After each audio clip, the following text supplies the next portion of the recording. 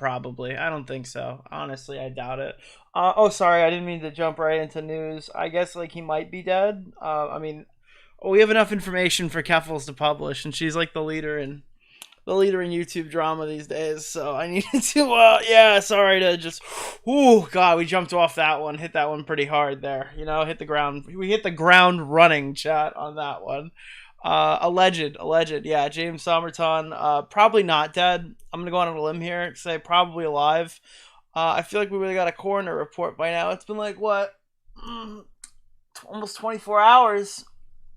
I feel like someone would have done a wellness check on the guy who put a suicide note out. Yeah, I know, crazy stuff. I'm sure we would have heard something if he was actually dead. I want to run through the news really fast, and then you guys tell me what we're going to talk about tonight, because honestly, I wasn't really sure what I was going to do at my night tonight, and I was like, fuck it, let's go live. Let's talk about internet stuff. I took like a week off last week, so I've been fucking fiending for some streaming. I'm going to be honest with you. I've missed it a little bit. Even though we had a pretty active February, I just figured I'm not going to get anything else done. I'm kind of tired, so you know what the easiest thing to do? Live stream. That's the easiest thing to do, chat. Hello. Risk in chat. Storm Ellie. I'm learning all these new names. Because there's just so many new faces that have been around recently. We're Trop Ant. I think I recognize that person. Goblin, Ganji to Goblin. It's been here for ages. What's going on? Luna Lizzie, been here for ages. What's up? Skeeter Wayne, Nexajet. I know, I recognize that name. I'm probably just butchering all of these. So I was gonna take you through the news feed, and the news feed is my own Twitter timeline because I'm a conceited douchebag. So I figured we would just run through this, and then we're gonna watch the Keffals videos. I wouldn't put that in the title because it doesn't really do numbers. She's kind of only relevant on Twitter because everyone hates her, but they don't want to watch her because she's really slow. I think she has like, what is a professional term? She's like retarded, cognitively retarded or something like that. Yeah, it's a big one, chat, big one. Yeah, that's why the quartering is so slow.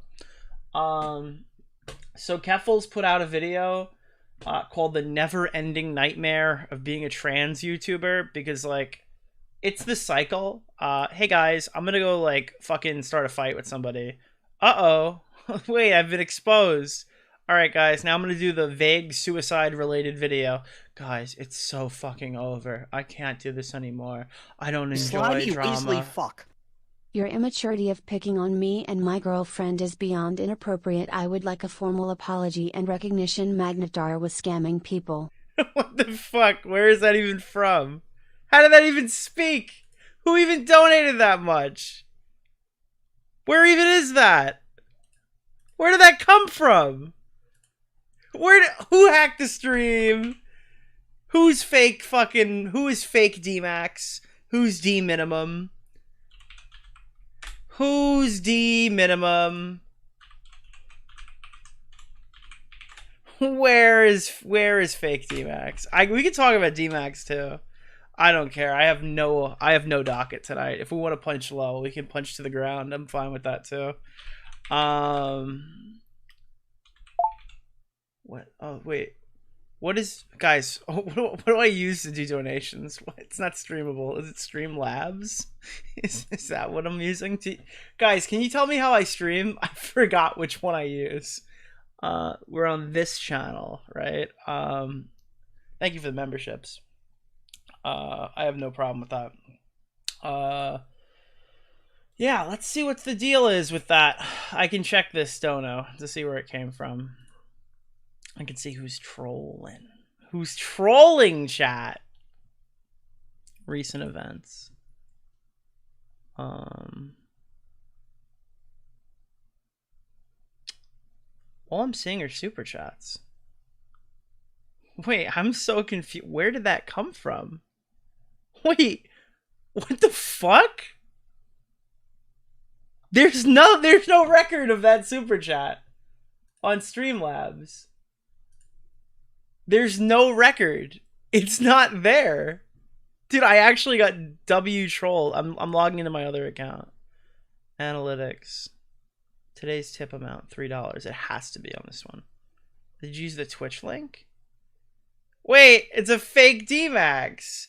Your immaturity and picking on me and my girlfriend is beyond inappropriate. I would like a formal apology and recognition that Okay, well, I can tell it by the second half. You slimy Weasley fuck. I know where it's from. Thank you, Simp Man. I figured it out. Yeah, okay, it's from Twitch. You fuckers. You fuckers. It's so funny. Okay. I need to stop the reading because that is way too low. Not that I don't want to hear your beautiful donations, but you're gonna rape the stream if I don't remove that feature. Yeah, TTS off. Bang. Okay. Good.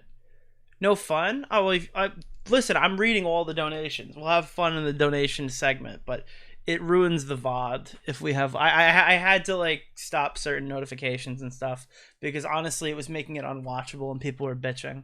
But I'm going to try to figure out how to fix that. Dude, someone just drama baited so hard. D-Max probably wasn't going to get talked about this whole stream, and now he caught a stray. So, anyways, Keffals, okay? Every single time she picks a fight, she's like, you know what? I hate drama, guys. I'm a real drama hater, but I have to inject myself into the Ethan Klein conflict, okay? And then everyone's like, hey, aren't you the person with like a super storied past of like things you've really never been held accountable for, and you're making some really shitty arguments here, and you kind of seem like a freak. And then she's like, God, guys, this is so hard. It's so difficult being me.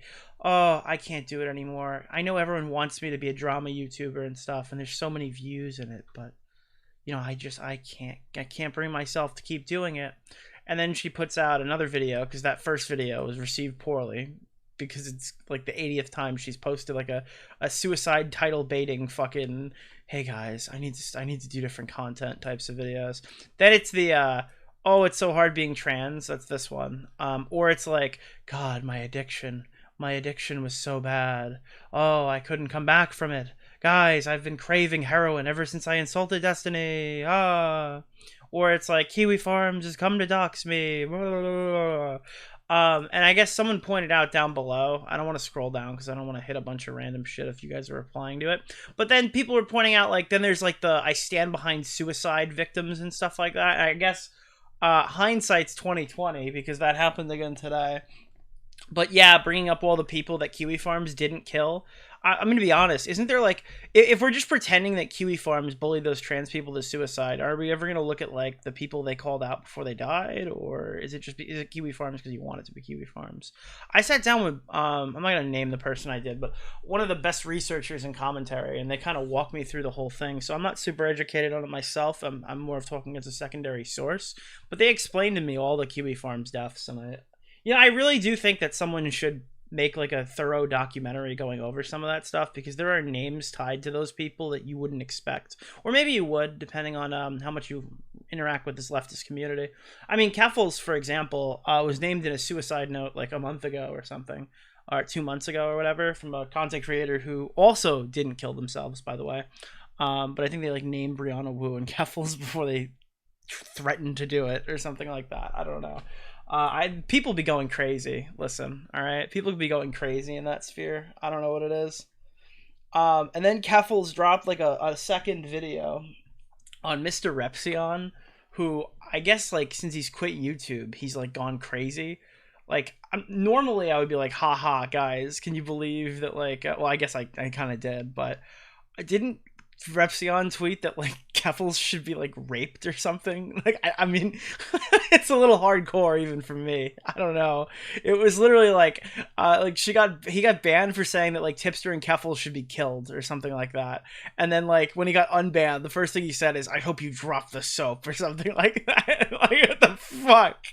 Like Jesus Christ. Do you guys remember when Mr. Repsion was like a woke Onision crowd like he used to, I hate using that term, but like he used to be like one of those guys you tiptoe around when you made edgy jokes and stuff like that, and now he's on Twitter like, drop the soap, bitch, drop the soap. Like he just got fucking, dude, he got like owned by his ex-girlfriend, and now all of a sudden he's based as all hell. I don't know what happened, dude. He's crazy now. What the fuck? Oh, can I point something out? I posted the VOD, so I've been having a royal fucking difficult time posting VODs to YouTube. It used to be that everything was just green and everything would just upload, and it was super duper cool, right? I would just post something and it would just work. I know, crazy foreign concept.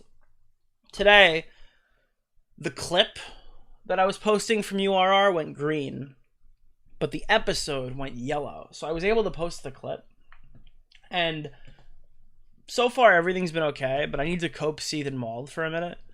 People who I guess aren't watching the Wilbur Soot stuff, or maybe they're just being like incorrectly told by other commentary channels and stuff. I don't know how everyone else has covered it. I have only literally started watching stuff this week when I made my stream. This is mostly all raw reactions and stuff for me in here, right? People are replying to me, and it's like driving me fucking crazy, and I'm sure it'll go like up to 11 as soon as I mention it, but I have to address this because clearly there's some misconception that I've missed and I haven't driven home clear enough. People are like, oh, I guess Nick has a vanilla sex life. I bet he just does missionary with the lights off or something like that. It's like, because of the biting. Because people seem to have some weird misconception that Wilbur's only being alleged to bite women during sexual intercourse. That's not true. Apparently this person bites to show affection in like greetings. That's the allegation. So when I go, who the fuck bites people? And I say it with that inflection, that's not me going, ew, or kink shaming or whatever, because you bite people in bed or some weird shit like that.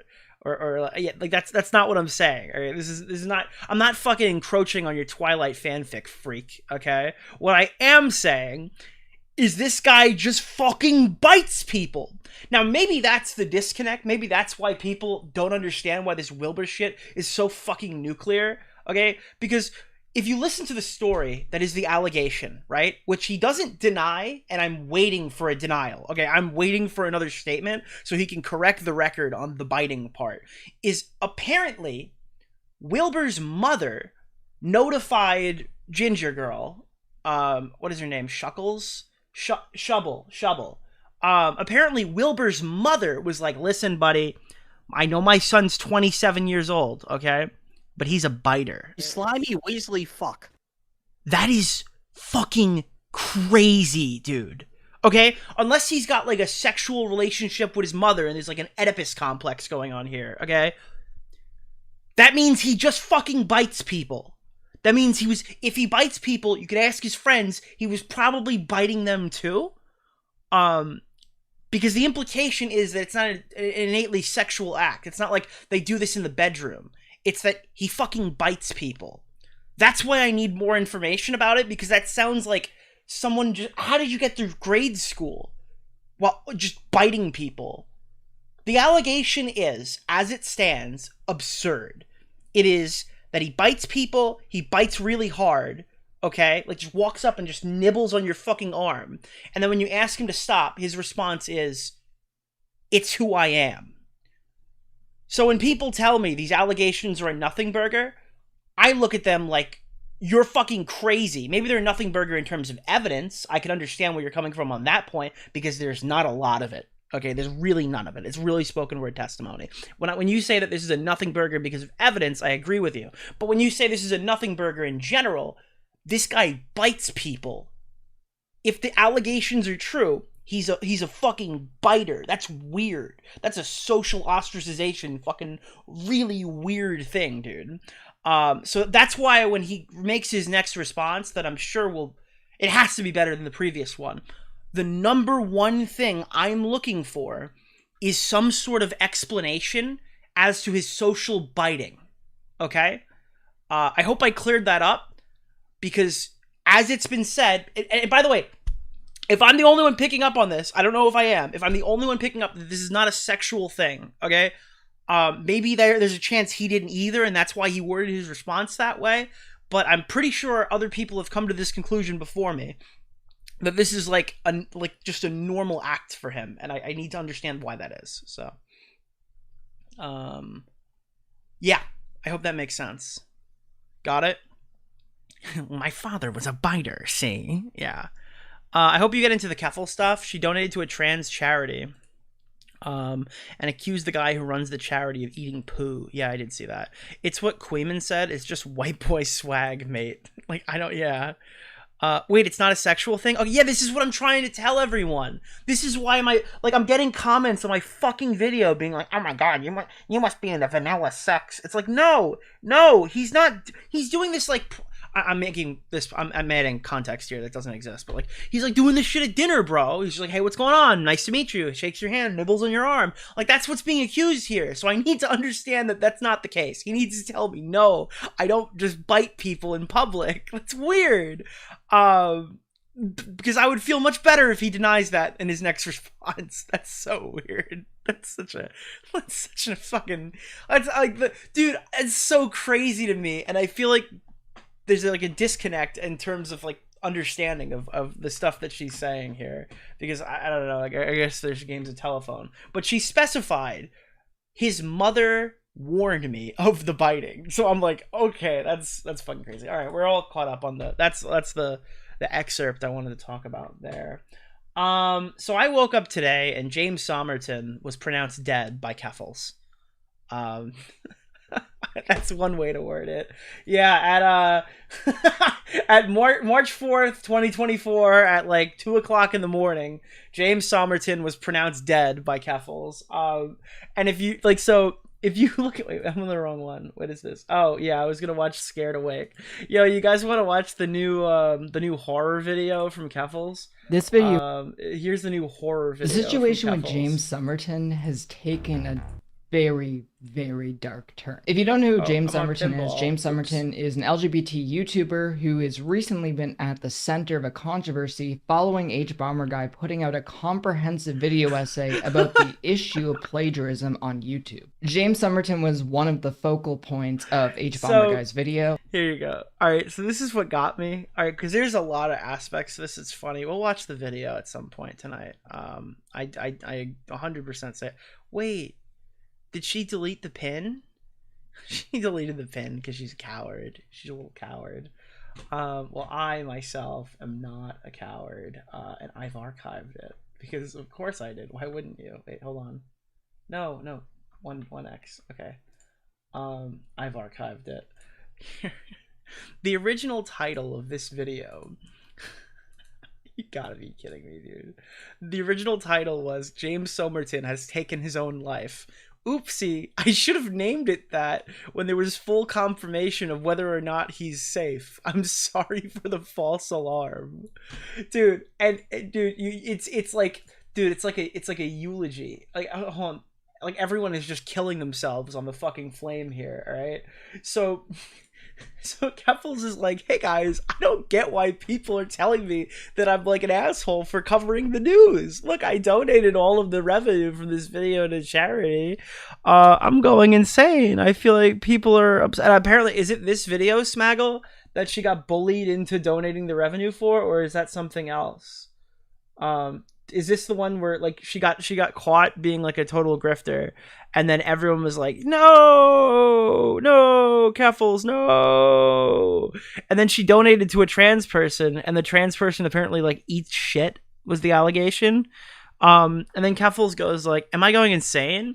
I feel like people are upset for no reason. I doubt they even watched the video or know what I said in it. Well, we're gonna watch it, and that's not why people are upset. I don't even dislike Lily or want to fight with her. I just don't understand why people are so mad at me. And then your boy comes in. Oh, Keffals, people get really sensitive about stuff like this. Personally, I think you covered it in a respectful manner, but this is one of those things that no matter how sensitive you are to push the topic, it's always gonna face some... Dude, she titled it that he's dead. Like, she didn't even wait.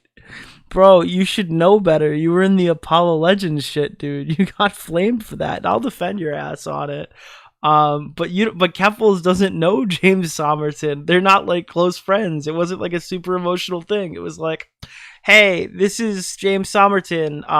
He's dead. But here's how it affects my life. That's Keffals. That's what she is. It's like, how do you title the video someone's dead without even knowing? Like, it's Yeah, dude, this video was up like 2 hours after the suicide note was posted. We don't even know now. It's fucking, it's 8 o'clock at night. The night after. This guy could have been dead for a whole day. You have no idea. He might be alive. Like, what's going on? I think Tipster's just like, No, Keffals, I'll save you, Keffals. I'll save you, sweetie. fuck out of here, bro. Like, that's so crazy, dude. Dude, it's so insane. So one of the things, because, have you started reading the Cope? If you go to the Reddit, you're gonna see some real sad people. And the stuff that they're writing on there. I have a strong dislike for James, but no one wanted this outcome. I hope it isn't true, and he's somewhere safe getting, crisis care. Hating someone's actions and still wanting them to stay alive and absolutely coexist or whatever. Okay. I don't think anyone wanted him gone. Just like doing office work or whatever instead of, being an essayist. Well, I totally agree. Since the video dropped, I've been of that opinion. Well, he shouldn't get to come back to YouTube. He should be free to find a different career. So, yeah. So what happened was, I'm going to be super honest here. James Somerton made a decision to plagiarize for almost all of his content. And when he said he was sorry, he just wanted to make money on YouTube again. And when he realized that was no longer possible, he posted a suicide note to Twitter. That's what we do now. And you want to hear whose fault that is? Maybe this is heartless because I don't even know if the guy's dead yet. But this is James's decision. If that's what James wants to do, that's his own decision and a selfish one to make if he'd like to do that for his family's sake. It's not H-Bomber guy's fault. It's not a guy who called him a douchebag on Twitter's fault. It's not dumbfuck Redditor 405's fault. If James Somerton decided to knowingly plagiarize or whatever, he probably should have considered how the internet would think if and when they found out, because that was a decision that he himself had made. Does that mean he deserves to lose his life over it? Absolutely not, but far be it from me to tell people when enough is enough when covering YouTube drama. I don't have that moral code, and I'm not the guy to start pretending that I do. So James made his decision. It's not H-Bomber guy's fault if he's dead. It's not the Redditor's fault on here, who's clearly going back and deleting all of their previous posts before they write this one. That's like the perfect take now in hindsight of the guy writing a suicide note. But what I will tell you is there's a certain level of morbid humor involved in this situation, because all of these people, like the ones that are on screen here, they act like they're better than everyone else. Oh, we don't do drama. We're just investigating plagiarism. The drama community's ultra toxic. I stay away from those people. But we're holding James Somerton accountable for 5 months on something that, well, the drama community didn't even really care about all too much. There is a morbid level of satire involved that the first real viral breadtube drama ended in a suicide. Because all of these people right here, if this was like Mama Max, or if this was like Tipster, or if this was like Keffals, all of those people would be in my stream calling me a murderer. Every single one of them would be in my stream saying that drama killed those YouTubers and drama streamers killed those YouTubers. But because it's H-Bomber guy getting criticized here, suddenly they understand how logic works, and they're making arguments similar to my own, saying that by the way, I sound like I'm super solemn here or whatever, and I'm not very empathetic. I don't know James, and I'm not going to pretend that I'm empathetic because I don't know who he is, and it doesn't affect me at all whatsoever. But I will say, from an outside perspective, anyone killing themselves over YouTube drama is a senseless fucking tragedy, especially one that doesn't involve any sort of child abuse. Okay, anyone who kills himself over drama that's not a rape or pedophilia is inherently a tragedy, 100%. right? But all of the people who are sitting here shitting themselves right now because they have like subreddits dedicated to tracking this guy's every move for the life-altering crime of being really unoriginal and plagiarizing, which again, it's a worthy critique to make. I have no problem with people holding him accountable for that, and if he's weak enough that was enough to take him out, then my thoughts are with his family. Those are the people that I would be feeling most bad about. But it's not H-Bomber Guy's fault, and it's not the Reddit's fault. But it would be Keemstar's fault. If he even made a comment about it, they would say it was Keem's fault. So, yeah. Yeah. Who is James? I mean, is it bad taste after what I just said to kind of just look at him? James Somerton is the guy who, he's like BreadTube's version. Who's the so you know Nick is not green. Do you guys know Nick is not green?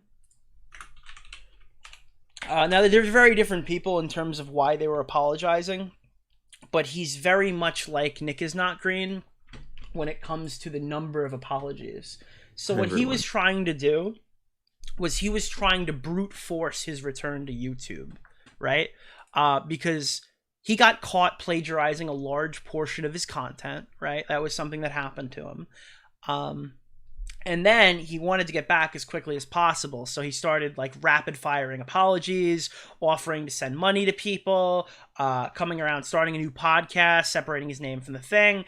And it just was not happening. H-Bomber Guy's audience was very on it. This is the equivalent of if Illuminati tried to keep coming back and keep coming back and keep coming back, because very much the same thing that happened to James would happen to Blair if they found out she was starting new channels or she was engaging with XYZ or she was publishing bad apologies. All of these would be densely criticized. Go look at Tipster's channel, go look at Vosh's channel. All of the leftist YouTubers have been covering this guy. It's their Illuminati. It really is. So that this guy, James Somerton, with the worst hair in the game, shave it off, started making these videos apologizing hilariously. I'm in the hospital. I've been in the hospital. See, that was a really funny meme about 2 weeks ago before I'm sorry. For a little over a week.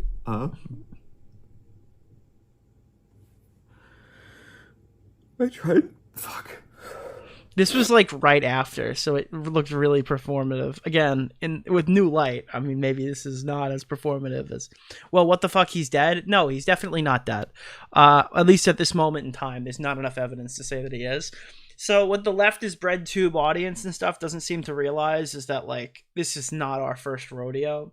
There's a chance he's dead, but I feel like we would have known for sure before I started the stream. This has been like, it's almost been 24 hours since the suicide note was posted with no updates at all whatsoever.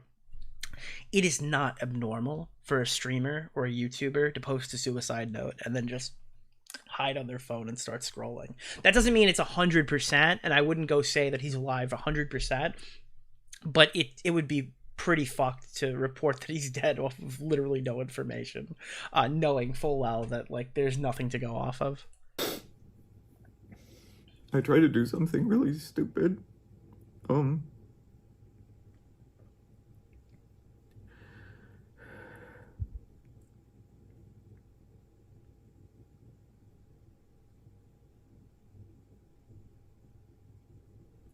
really only here now because... Yeah, so this is him. He put out like a 30-minute video, mostly of silence, apologizing for fucking plagiarism. And he thought if he cried a lot at the very beginning, people would be like, damn, son, you can make some original shit. We'll let you try.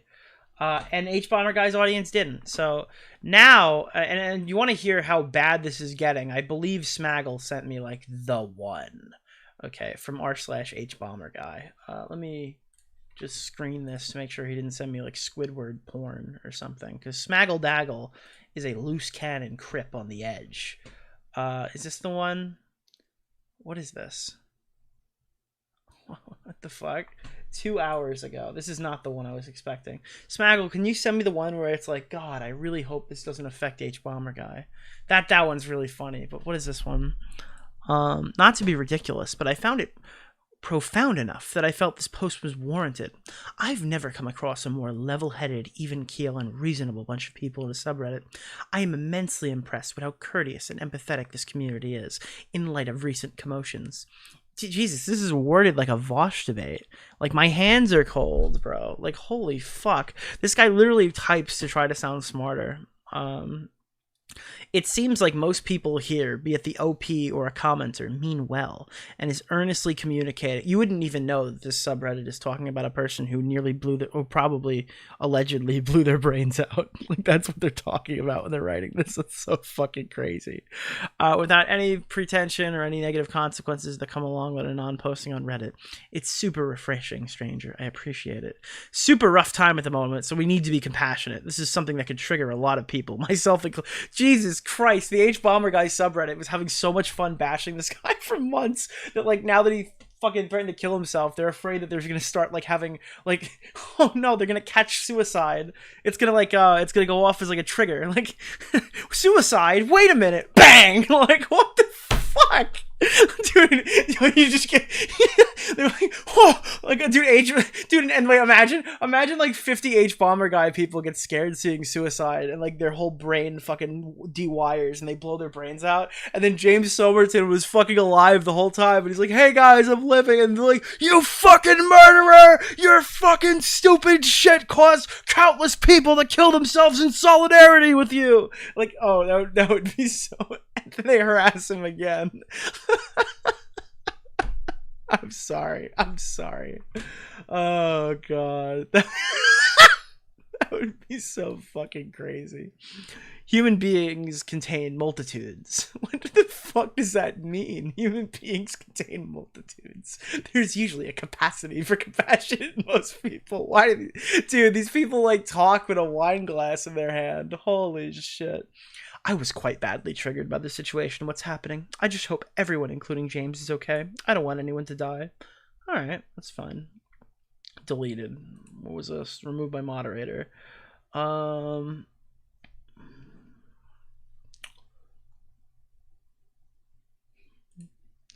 Yeah, it's so wholesome how everyone is posting suicide hotline numbers after lolcowing a random internet man for months.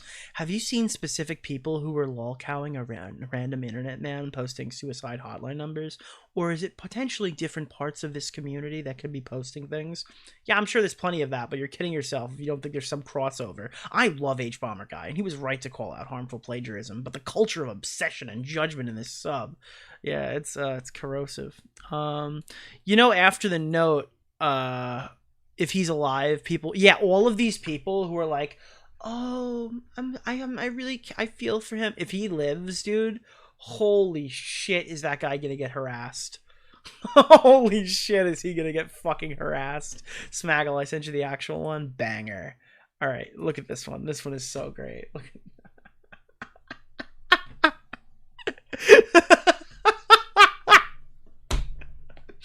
all right, so 14 hours ago, this is probably like minutes after this guy put a suicide note out.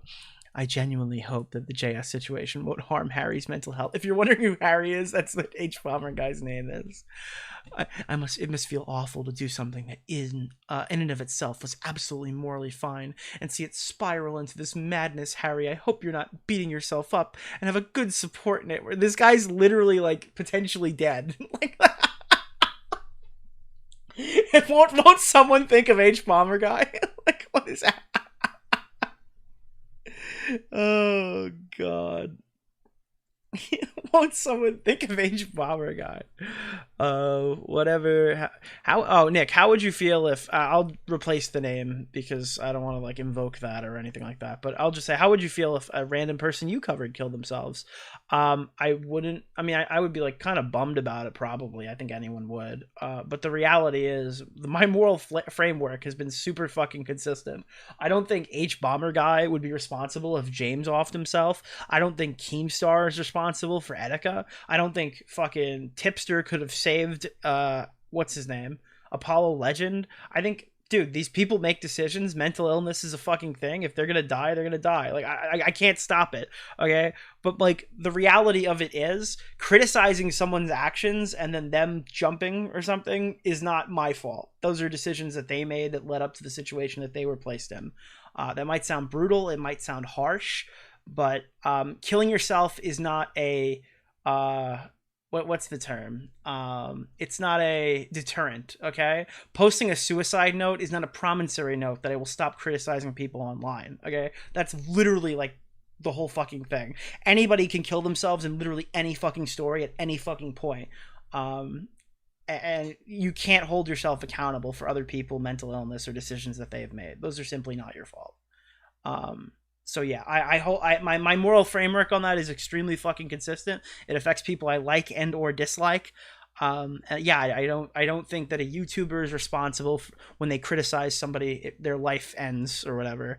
Unfortunately, because they don't want to push forward and you know, make up for what they did, or engage with criticism, or I hate this word, but take accountability for their own actions. If they'd rather kill themselves and take accountability, like, it's sad, but I'm not gonna hold my enemies accountable for that. It's not their fault.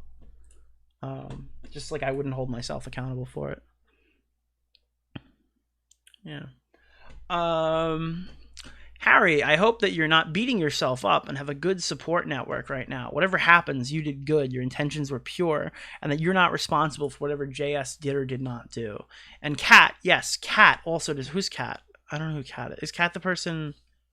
Is that the one with the worst YouTube drama name ever? No, that's her name's Jessie. Dude, who would you... Okay, I'm gonna sound fucking... Would you ever watch a video by someone named Jessie Gender? They could be the best commentator in the world, but their fucking last name is Gender. I'm not watching that. Okay, my last name is DeOrio, alright? It makes you think of cookies. Okay? Your last name makes me think of... makes me think of whatever critical drinker video just came out and whoever got swapped. Like, I don't know, bro. Internalized misogyny. Well, gender could be male. It's not a... yeah, I don't know. If you genuinely think I cannot feel sorry for H-Bomb and JS at the same time and see that Harry is the... What? Oh, fuck. Oh my god. Wait, I'm so fucking... I didn't read... Whoa, no way. If you think I can't feel sorry for H-Bomb and JS and see that Harry is the... Dude, the most affected party of this guy's alleged suicide is H-Bomb.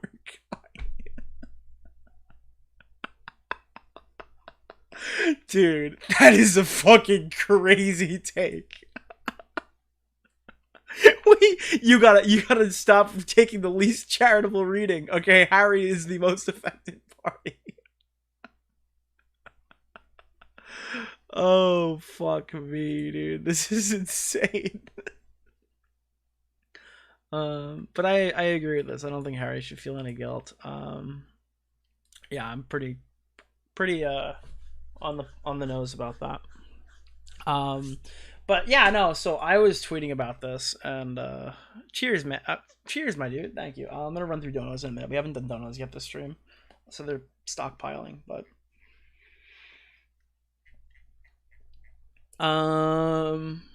here, yeah. There's something ghoulishly funny about watching all the anti-drama leftist viewers freaking out. And again, I don't like to just be like, oh, look at all the leftists or whatever, because that looks like I'm drawing a line in the sand. I think bread tubers is probably the better term, but like, yeah, there's no real drama. There's like debate bros are bad. This is the first real bread tuber drama that I can remember in recent memory. But there's something ghoulishly funny about watching all these people freak out about James Somerton being dead. 1,000 subreddit posts for months going after a guy who plagiarized on a YouTube video, all while pretending they were doing virtuous harassment. Yeah, that's what it is. In reality, that's how I would word it. Virtuous harassment. Because, like, when Nick DeOrio does it, that guy's harassing. Oh, have you seen the content Nick's done on Tipster? That's harassment. Okay, but listen, this guy plagiarized, okay? I need to treat him like a pedophile. All right? Plagiarism is a big fucking deal. What Plagiarism is a big fucking deal in academia, where we all come from, because we're the smartest of the smart. Okay, so I mean, plagiarists are like our pedophiles over here in the higher life. Okay, we live in the higher lifestyle with the better morality. Okay, and I mean, we don't have rapists and pedophiles. We have plagiarists, and we treat them much the same. Like, yeah, that's what it. Okay. Yeah, that's. I mean, that's really what it is. Like, they acted like a fucking. Like a fucking plagiarism drama was like a pedo drama, and then they get on us for doing one too many days talking about Keffals. Like, I don't care about your criticisms, but there is some sort of real morbid satire to come from the fact that, like, we can do drama 24 hours a day, all right, with fucking 80 different creators. It's not like everyone's just dropping like flies. If people were killing themselves at such a high rate, YouTube would just ban drama content.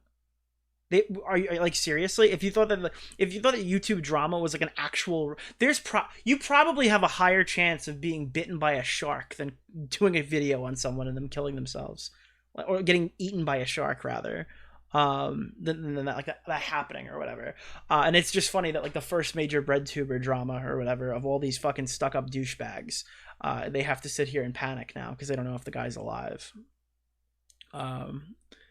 I mean, if this was happening every other day, or this was like a highly, like this was a real high possibility of people just dropping off or whatever, YouTube would just ban creator on creator content. It wouldn't be creator on creator harassment. My channel would end tomorrow.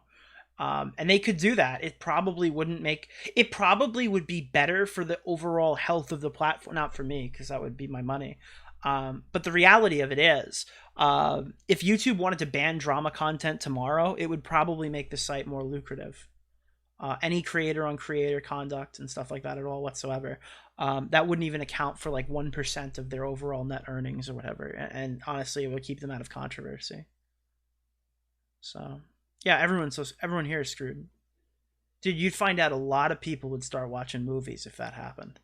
But yeah, no, it would destroy tons of, I mean, honestly, that would probably lead to some suicides for people who didn't go to college and have no life prospects and have no work experience or whatever when they hit 30.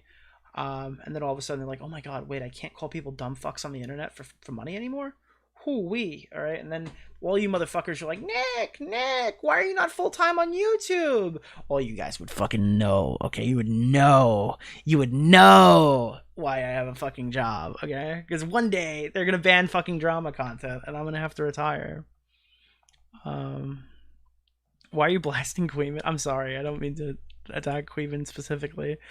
So somebody, $2. Cheers, my Oreo. Love ya. No icing. Game and Witch, $20. Cheers, my dude.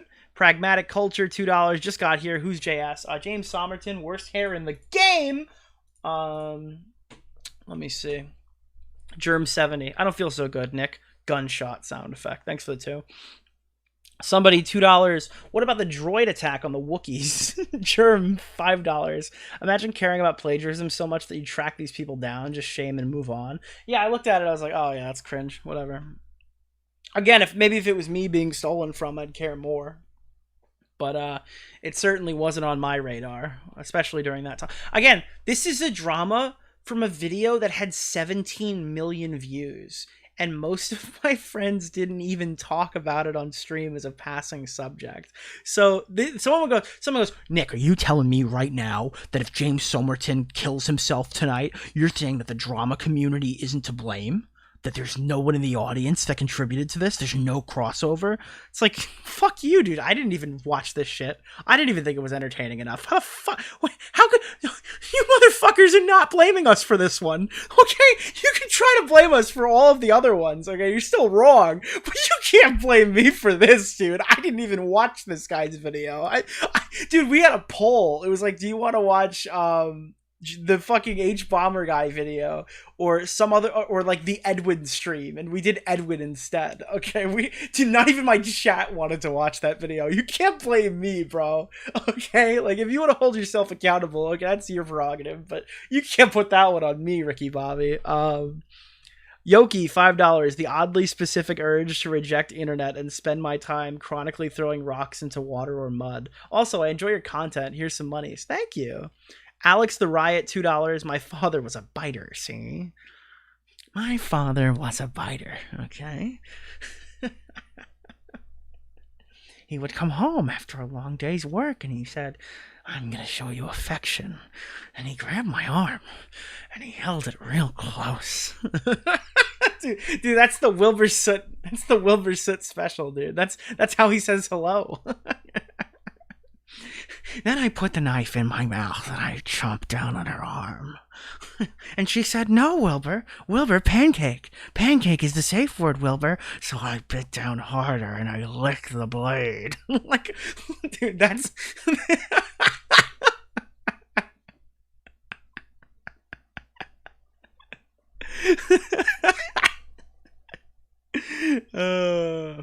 Somebody, $2. Reinforce your door, birthday boy. Not my birthday anymore, but thank you. 5 gifted memberships also from somebody. Thank you. Where did the blade come from? I said he put a razor in his mouth and he went to go bite the arm or whatever. So they started licking the blade while he bites it out. Like that. Dude, I was telling a cohesive story about how Wilbur Soot went Joker mode. What the fuck, guys? I thought you were following along. Phil Croniger, thank you for the 5. Breadtube getting Nuke big time. Now H-Bomber guy. Hell, if bombs drop about Lindsay Ellis or Todd in Shadows, Nebula will cease to exist. It's funny you mentioned that. So Jim is going to talk about like the drama that you're not allowed to talk about. Did you guys know that H-Bomber guy used to be a forum member of the old Medicare forums, like from decades ago? And that he was like on streams with people with Haberdasher who used to hang out with Jim. So it was like Jim would go on stream and then H-Bomber guy would go on the next day. And there's like clips of him saying the N-word on these streams and shit like that go around. Look up N-Bomber guy on YouTube. They pull up clips from like a decade ago when H-Bomber guy was like based in Epic or whatever and memes and stuff like that, right? So most of his audience has like no idea this happened. And apparently Jim is pulling up all the logs to do a big fuck you stream. Which I don't know all this lore, so I'll be tuning in on Friday. Cancer Man is going to be teaching me new internet lore. So like a lot of people don't know that like where H-Bomber guy came from.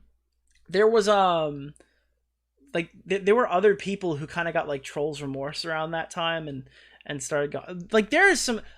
I've been told some crazy stuff, but I don't know what's real and what's fake, so I can't really speak on it.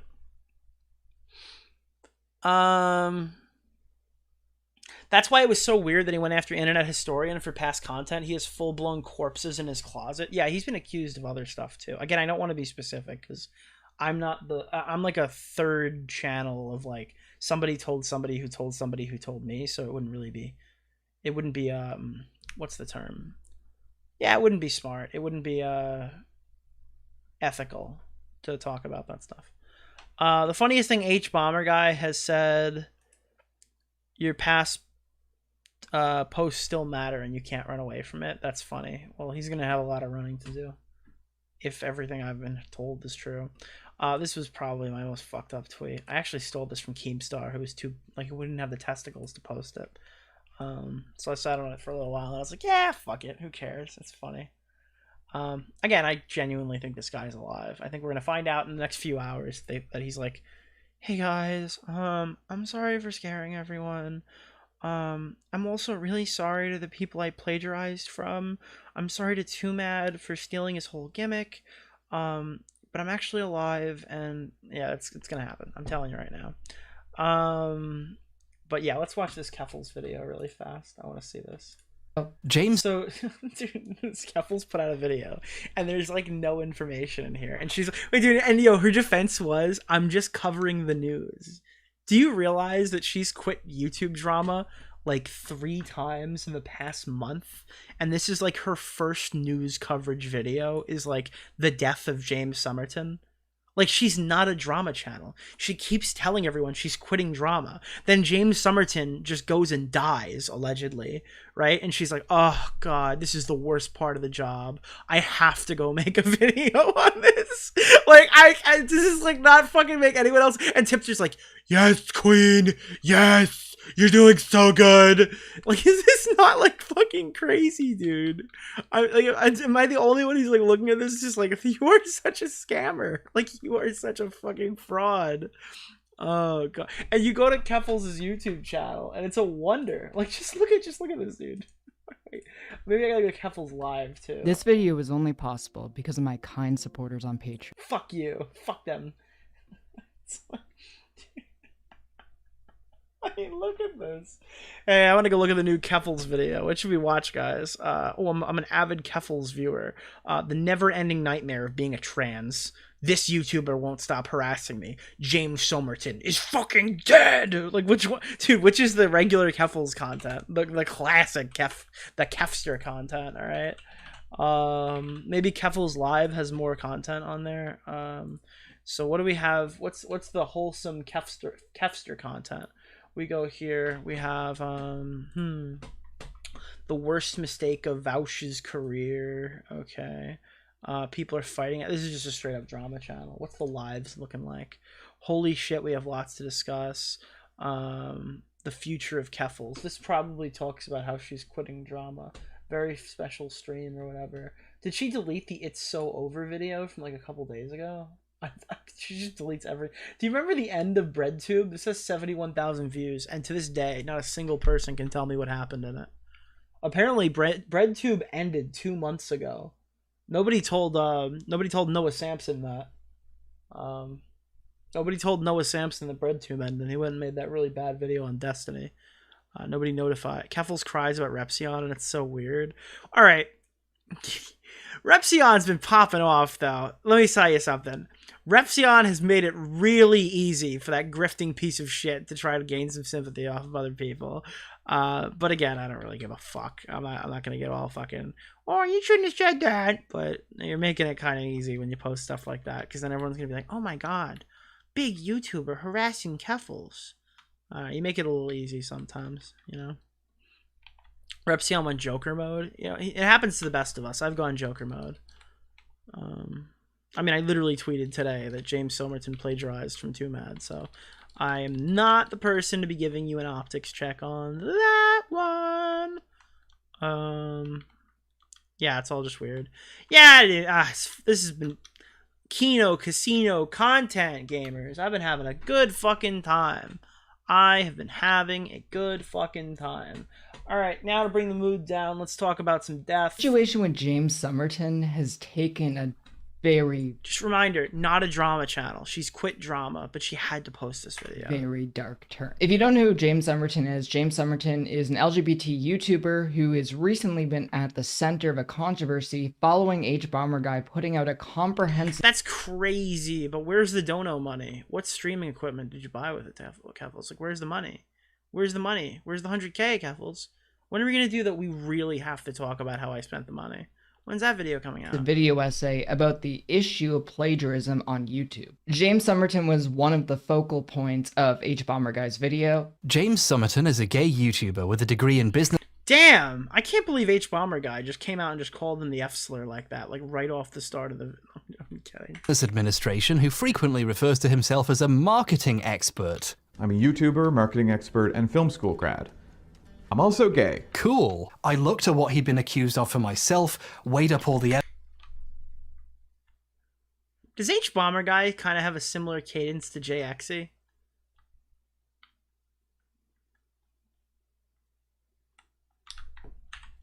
I'm also gay. Cool. I looked at what he'd been accused of for myself, weighed up all the evidence as objectively as I could. I'm a YouTuber, marketing expert, and film school grad.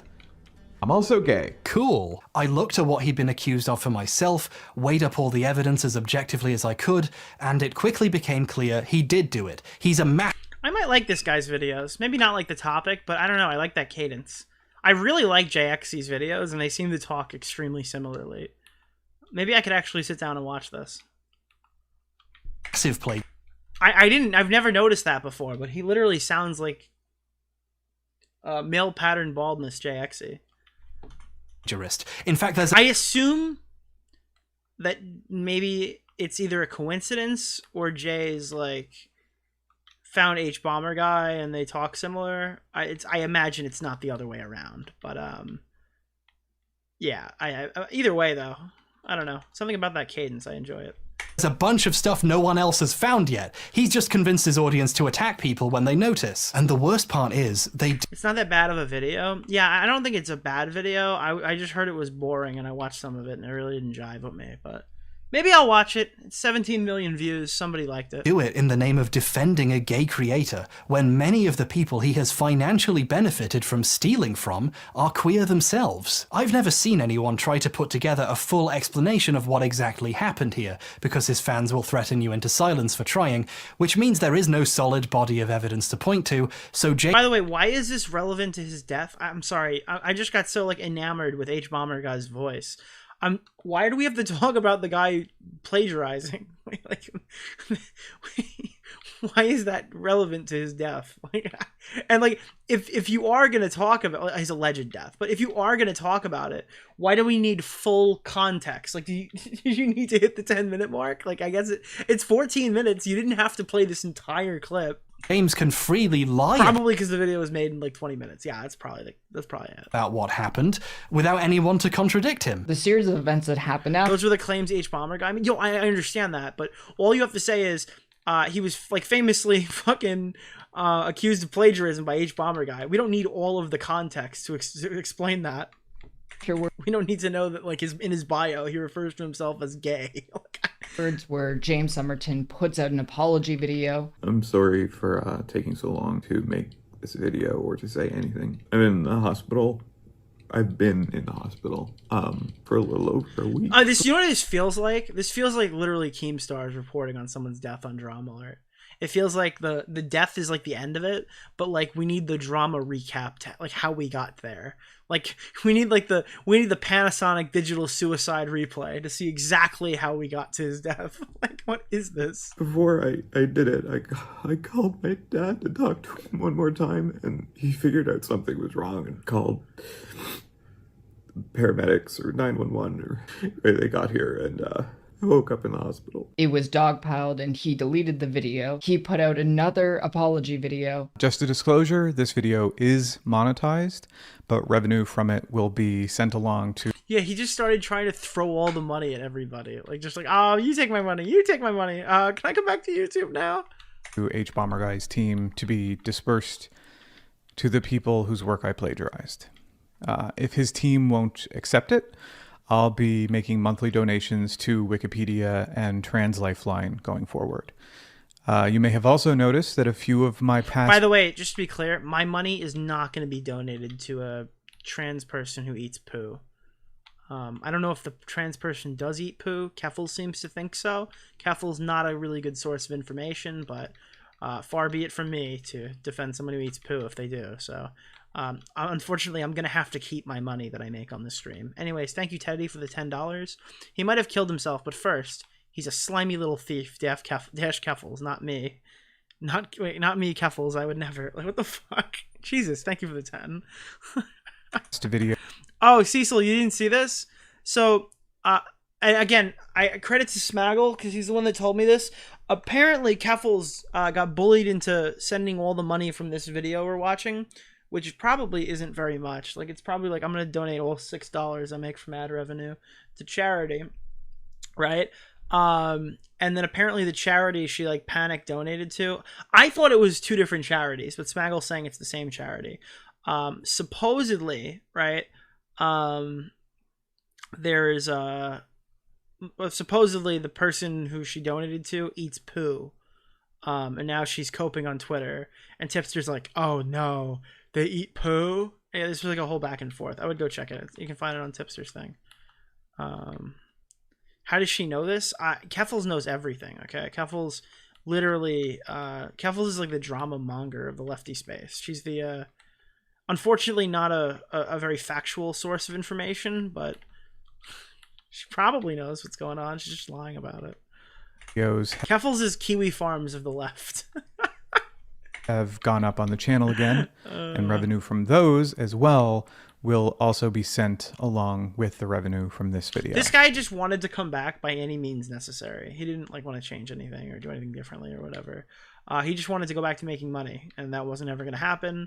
And again, super sad. I don't want anybody to ever fucking die or whatever, especially because of a YouTube drama. But dude, sometimes the door closes, and if you threw all your fucking shit in one basket, damn, I don't know. Listen, you either have the moral fortitude to be Boogie or Wings of Redemption and get bullied for the rest of your life if you want to keep going forward, or you don't. Okay, because that was where he was headed.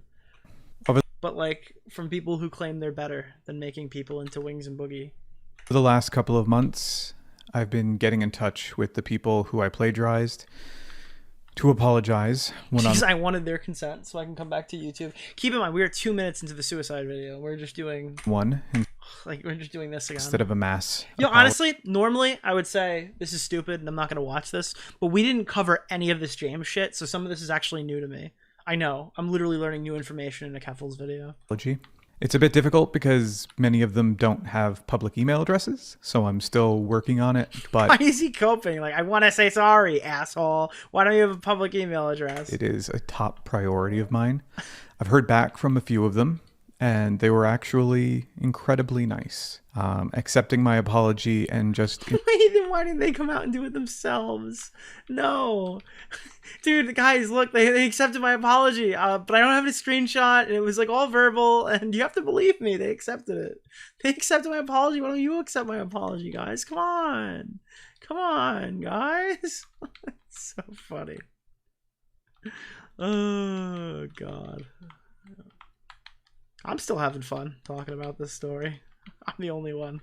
Imploring me to do better in the future. He then deleted his second apology video, and then he tried to go back to making videos like nothing had ever happened. Dude, you can really tell the fucking the psychological retardation is setting in. You hear her talking slower and slower. She's like, and then he deleted his second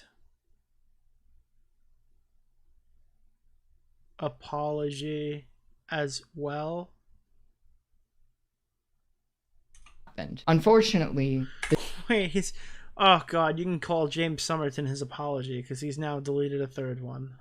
The damage had already allegedly been done, and people were rightfully mad at him and unwilling to let him just... She's sleepy? Yeah, she's real tired. Real tired. Go back to his life like nothing had ever happened. However, things have taken an incredibly dark turn, and I'll show you how. This message just got posted to James. This is the best part. I'll show you how dark of a turn this was. Pinned comment, hey guys, I kind of fucked up. So I just said he was dead, but I guess that's not technically true. He just posted a tweet saying he's dead. So, but in my defense, the tweet said, if you're seeing this, I'm dead. So that's like a first party source. You're seeing he's claiming in the tweet he's dead. Somerton's Twitter account. If this message is live, it means I scheduled it before ending things. I have videos scheduled to go out over the next couple of days. Nothing new. I just wanted Nick's portfolio of work to be available. I've left instructions that any money from those videos be donated to the Canadian Association for Suicide Prevention.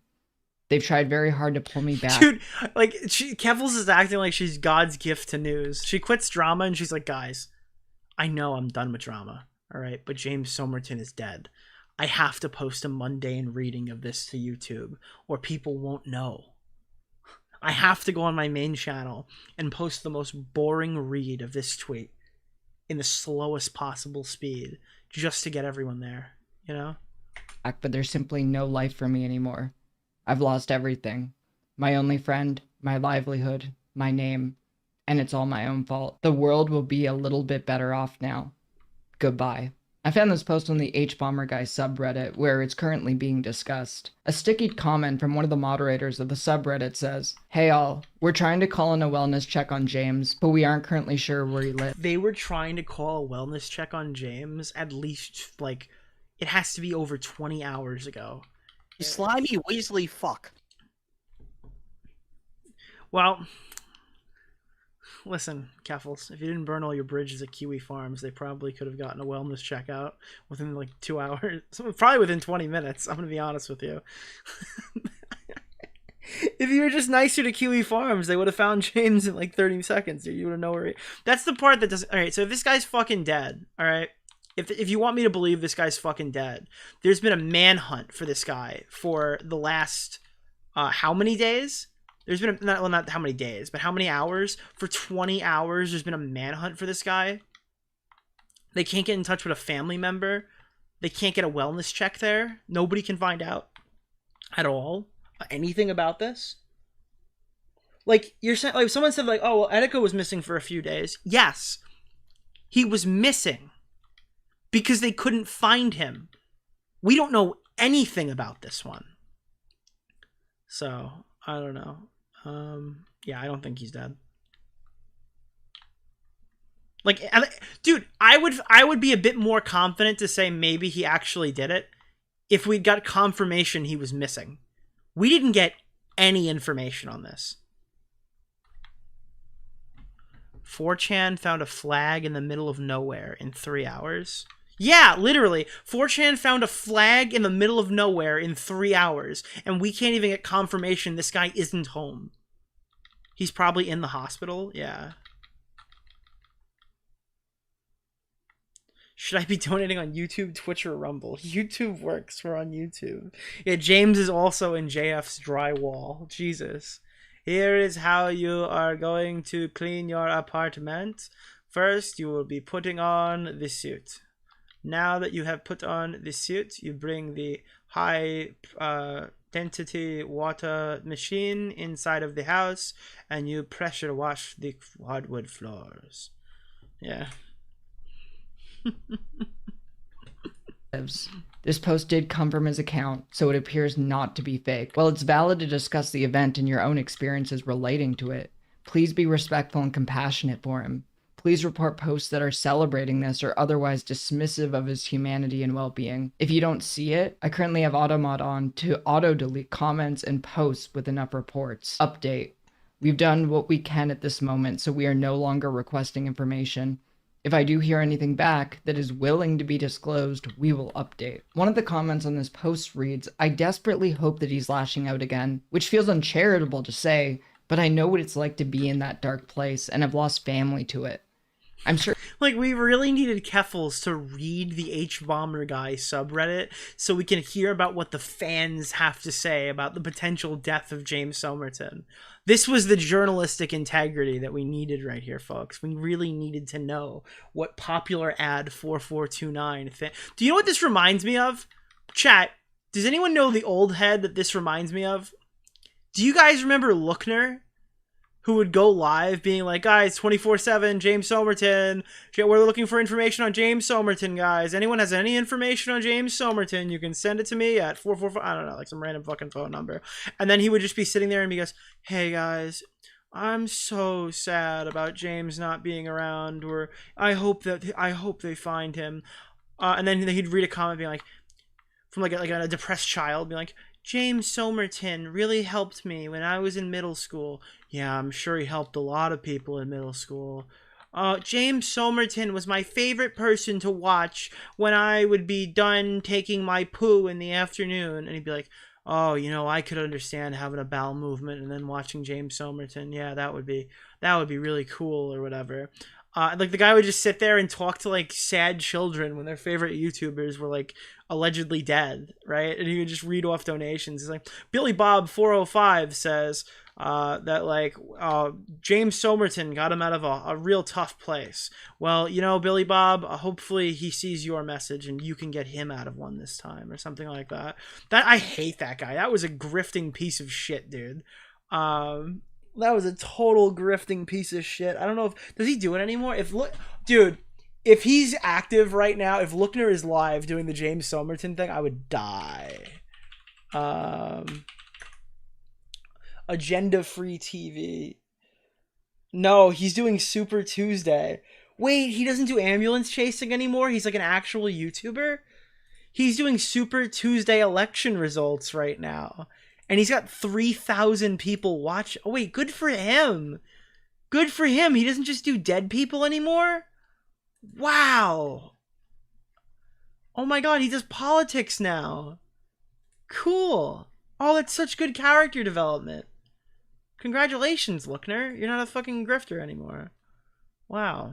Alright, somebody, thank you for the 5 gifted. Somebody, $2, reinforce your... Oh, I already read that one. Oh, wait, where else was... Oh, I didn't even get to the top. We hit the ground, teeth bare. Thank you, Shiny Espers. Arch Yoda, $5. You hear Glorb's newest song? It's a Squidward solo track. Yes, I did. It's a banger. Check out Glorb. Marta Paula, $5. Babe, wake up. New Nicholas DeOrio live stream. Thank you. Game and Witch, $2. You remember Cookner on After Hours? Was he on After Hours? Snare Flare, $5. What kind of creature is Tipster? He's a goblin. He went goblin mode. He looks too disgusting to be considered a human. I mean, I don't know for TOS reasons if I agree with that one, but I appreciate. Oh, you don't know who Glorb is? I'll tell you, Glorb's gonna live forever. All right. Does anyone care about this James Somerton drama? Do you really want to go through all this? Because we can just move on to the next thing. I don't really. Dude, this song is so funny. All right, guys, pour one out for James Somerton, okay? Pour one out for the boy. Hey, SpongeBob, I brought you a little something. Pour one out. Yeah, thank you, Sandy. That's good. Spongy, I can't keep doing this. All the violence, all the shootings, the death. Definitely hangs watch the around entire. me. Or we'll It finish the entire smothers me. video. Now Krabs is talking about building bunkers underground to escape Karen. I just can't do this anymore. One in the chat if you want James Somerton to be I'm found leaving you, alive. SpongeBob. Chat. I love you, but I'm leaving you.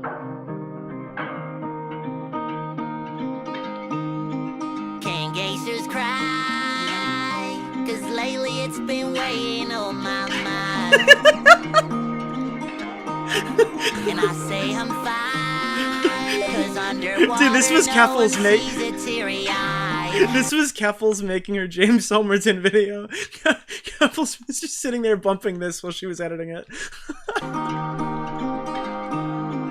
And baby, all the beef from Bikini Bottom got me stressing out. I'm sorry I didn't have the time for you, and now you're saying bye. Girl, I'm sorry that I ripped my pants, and I know that you don't like romance, but all I wanna do is be right there by your side. Hold on, wait. Gangsters cry. Sandy, I've been missing on you. What day ain't the same without you. Now I'm wondering, can gangsters cry?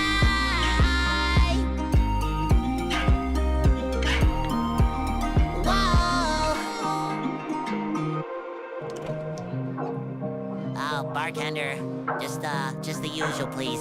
Kelp shake with extra lean. Around here it's open, carry open bottles too. And when the sheriff's in my door, I'm always hoping that it's you. No, I'm drinking days away at the salty. Moment of silence, guys. And the might be looking yellow, but inside I'm feeling blue. Sandy, please forgive me and the damage that I've done. I might escape the law, but it's your love I can't outrun. Can gangsters cry? 'Cause lately it's been weighing on my mind. Been weighing on my mind. And I say I'm fine. 'Cause underwater no one sees a teary eye. No one gets me except you, Sandy. Why does this bang so hard, dude? Glorb is a gangster. Sandy, I've been missing on you. What day ain't the same without you. Now I'm wondering, can gangsters cry?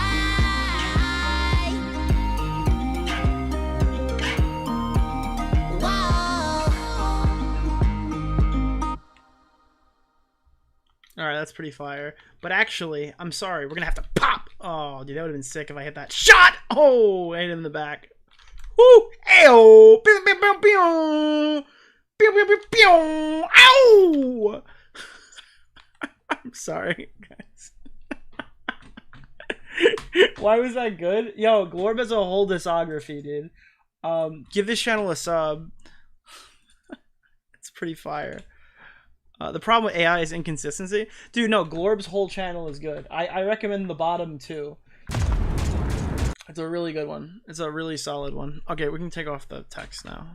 The meme is over. What is the deal with rappers doing country when they write a sad song? I don't know why. You gotta ask SpongeBob, dude. He's the biggest gangster in the game. Glorb dropped today. Yeah, Glorb literally put out a new video. Alright, we have to finish... Oh, dude. James Somerton. Some are here, some are there. Sure, he still has family and friends who love him, Whatever I feel about his attempts at restarting on YouTube, I just don't want this to be how the story ends. I have a lot of complicated thoughts about this situation. I'm sure Keffals. You know, there's one thing that Keffals said that I know is a lie, is when she said she has complicated thoughts. I genuinely hope that James Somerton is still alive. This is an dude, what a crazy take, dude. Nuclear fucking level take. Hold on, wait, hold on. Dude, we need this. This is the video we needed, dude. And be how the story ends. I have a lot of complicated thoughts about this situation. I genuinely hope that James Somerton is still alive. This is an awful situation. I think James Somerton obviously made horrible mistakes. He made a career off of stealing the work of a... Did she just do... I'm sorry, I missed it. Still alive. This is an awful situation. I think James Somerton obviously made horrible be how the story ends. I have a lot of complicated thoughts about this situation. I genuinely hope that James Somerton is still alive. This is an awful... Oh, I thought she said, I hope that James Somerton is still alive. But that would have killed me if that's what she fucking wrote. I would have died. Wrote. Yeah, I have to pretend that she actually scripted this. There's no fucking way. Situation. I think James Somerton obviously made horrible mistakes. He made a career off of stealing the work of other people before he deleted Bro, you made a career off stealing the money from other people. Who the fuck are you to talk about any of this shit?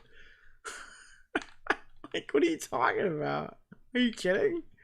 Oh, fuck. Yo, hey guys, Keffals is here to tell you that, you know, my name's Keffals, and I wanted you to know that donations to GoFundMe belong with the actual reason they were gathered in the first place, and it's actually really fucked up to spend them on streaming equipment. Patreon, he was making $170,000 a year on a career that was based off of stealing the work of smaller creators and not giving them credit or financial compensation. She hopes he's alive, but not really. No, she probably hopes he's dead, so she'd be like, look, dude, Kiwi Farms claims another victim. That's like the entry point. If someone dies, you just say Kiwi Farms did it. It was actually Kiwi Farms, not the H-Bomber guy subreddit that was like hammering him every day or whatever, which again, it's not them either, but that's how they'll describe it. For the work that they put in. One of those creators in question is Jessie Gender, who James Somerton personally apologized to in his second deleted apology video. And this is what she had to say about the apology. I'd also like to... We need to give Jessie Gender's response to the apology in the suicide video. Because, guys, listen, Jessie Gender responded to the suicide... Oh, no, not that. Responded to the previous drama. Extend a personal apology to Jesse Earl. Yeah, video title was he's dead. Video itself, I hope he's still alive. You understand that she clickbaited his death, right? Like actually clickbaited the death. Known as Jessie Gender. Out of everyone that I spoke to who was also You're gonna make me watch Jessie Gender. Jessie was by far the kindest person. I think Jessie might be one of the kindest people I've ever met. Or ever encountered. We never actually met in person. Dude, because of... Dude, imagine saying, I think this is the kindest person I ever met. Where did you meet them? I met them on Discord. Oh, fuck. I'm so sorry. You have... Oh, man. Oh, no. My hot-headedness, I drew her... Oh, I'm sorry. I have to catch this because I'm never going to get back up because I was bouncing around. Hold on. He might have killed himself first. He's like, I read that one. By watching this video, you're literally murdering James. Thank you, member Toki. 1KQ, thank you for the membership. Wasn't she supposed to be doing horror content? Why is Keffals still doing drama? Somebody, cheers, my Oreo. Love you, no icing. Okay, I haven't. Okay, I'll just read all the ones that we haven't seen so far. Let's see. Okay, Teddy, $10. He doesn't do dead people anymore. I mean, he's doing political content, so it's basically the same thing. Riri C77, thank you for the 2. Why does Keffals look high? I mean, the jokes write themselves. Gaming Witch, $2. I keep hearing gaysters. Buzzsaw, 3 months. James may have game ended, but did you hear that the OG Halo composer Marty O'Donnell is running for Congress in Nevada? Oh, he's got to win. Mr. Fluffyton, $2. You got to watch it in order when it comes to Glorb. Yeah, there's a lot of lore, all right? You wouldn't understand why Squidward keeps referring himself as a credit card scammer, but if you've been watching since the beginning, you understand like the lore of what's happening. Obviously, the whole shit with like the beef with Dankton. Strictly Patrick, $2. New Keffals tweet. No, New Keffals Tipster podcast. Whiskey. Oh, God. 6217, $5. Did you buy the SpongeBob Xbox? I did not. And it also is tomorrow. I'm not buying it tomorrow when it drops at Best Buy. Snare Flare, $5. 18 unstable miners in the server at Catboy Ranch. Keffals big bag of hormones looking to be illegally distributed, making a full parody song soon. Oh, God. KJ9432, $5 off topic. Have you seen the Vosh Pervy Horse Discord messages sent to Old Town Road? Video is Vosh review on YouTube. Jesus Christ, that sounds great. Okay. Into just this anger Did you see the new spiral. Skittles drink? I did. It looks disgusting. I would never want to drink the taste of Skittles. That just sounds like not good.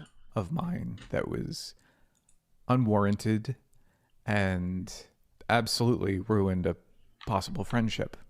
Jessie was actually doing her best to kind of mitigate my frustration and everything and at that moment, and I just This is a long, lingering wasn't clip. allowing her to do that. Can somebody And tell me? I don't know if really, you guys have truly, done this or honestly, not. Can you tell me how much Keffals talks in this video in comparison to plays clips?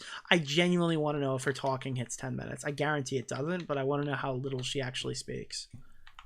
want to apologize to her for that. Again, if you ever get the chance to speak with Jessie, It's not a requirement, but this video feels loaded on purpose. So it's not 10 minutes, so you can't say it's for the ad revenue, but it's also like loaded with clips, and you can tell it's only loaded with clips because she had nothing to say for 10 minutes because the guy literally was just announced like that he could potentially be dead moments before she had a new video idea. Oh boy, 3 a.m. Gotta talk about death. There's 5 minutes of clips. There we go. Yeah, 5 minutes brings you to 9. That's hilarious. on one, or if you have gotten the chance, you'll know just how nice she is and how kind. Have you seen the Aqua Teen Hunger Force accusations? That sounds like an anime. Is that an anime? And I was a real asshole for dragging her into my reactionary, unwarranted frustration. We haven't spoke since all of that happened. But Jessie, if you are watching this video, No way that you of all people don't know about Aqua Team. I literally have no idea what you're talking about. It's an Adult Swim show, so it's not anime. I've never heard of this. I do want you to know that I am honestly sorry for that. I hope, truly, honestly, I hope everything goes as well as possible for you because you deserve all of it. There was a misunderstanding between Jessie and I after that happened that I do want to clear up, where someone who at least claimed to be a fan of Jessie... Wait, I'm so fucking confused. Why are we still watching this clip? I don't care. What? Oh my god, it's the whole video. Bro! It just keeps being that we don't get back till 10 minutes?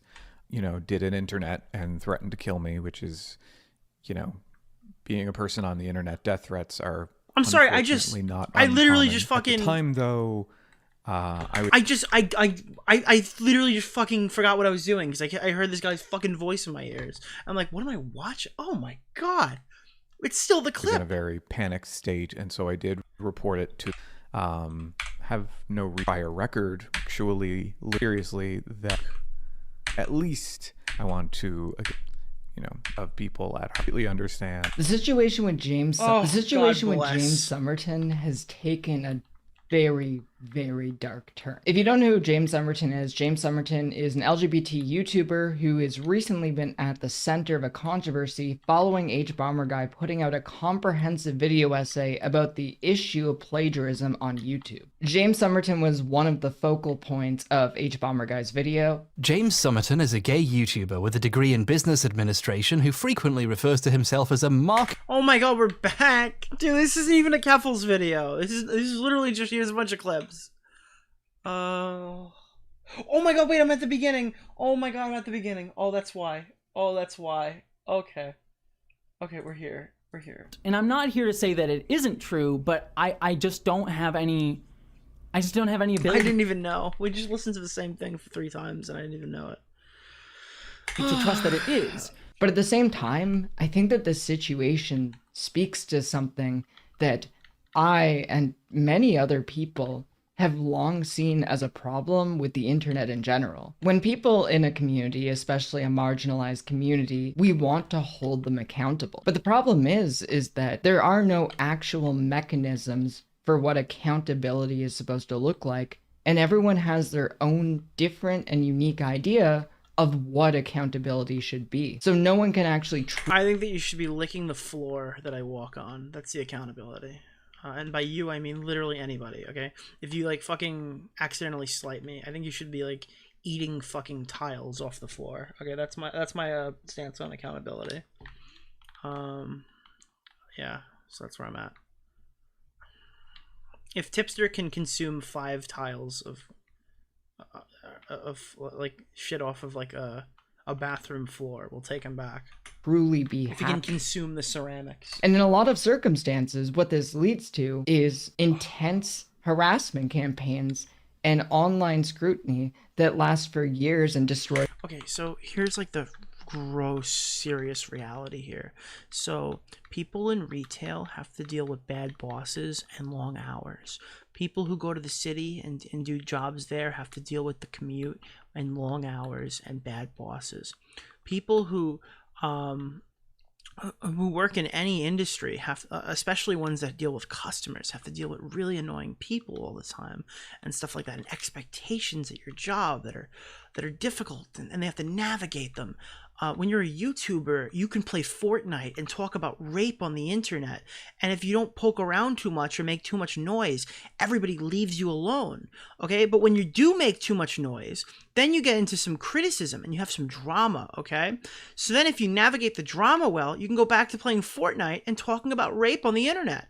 It's actually the fucking easiest job on the entire fucking planet to be a fucking YouTuber. And you know why I can say that? Because it's as hard or difficult as you make it. If you want it to be super easy and manageable, then you work to establishing yourself as a content creator who can make all the money and make all the views doing it very easily. There are people who can do this, all right? My grind is not a really difficult one. It's actually super fucking fun.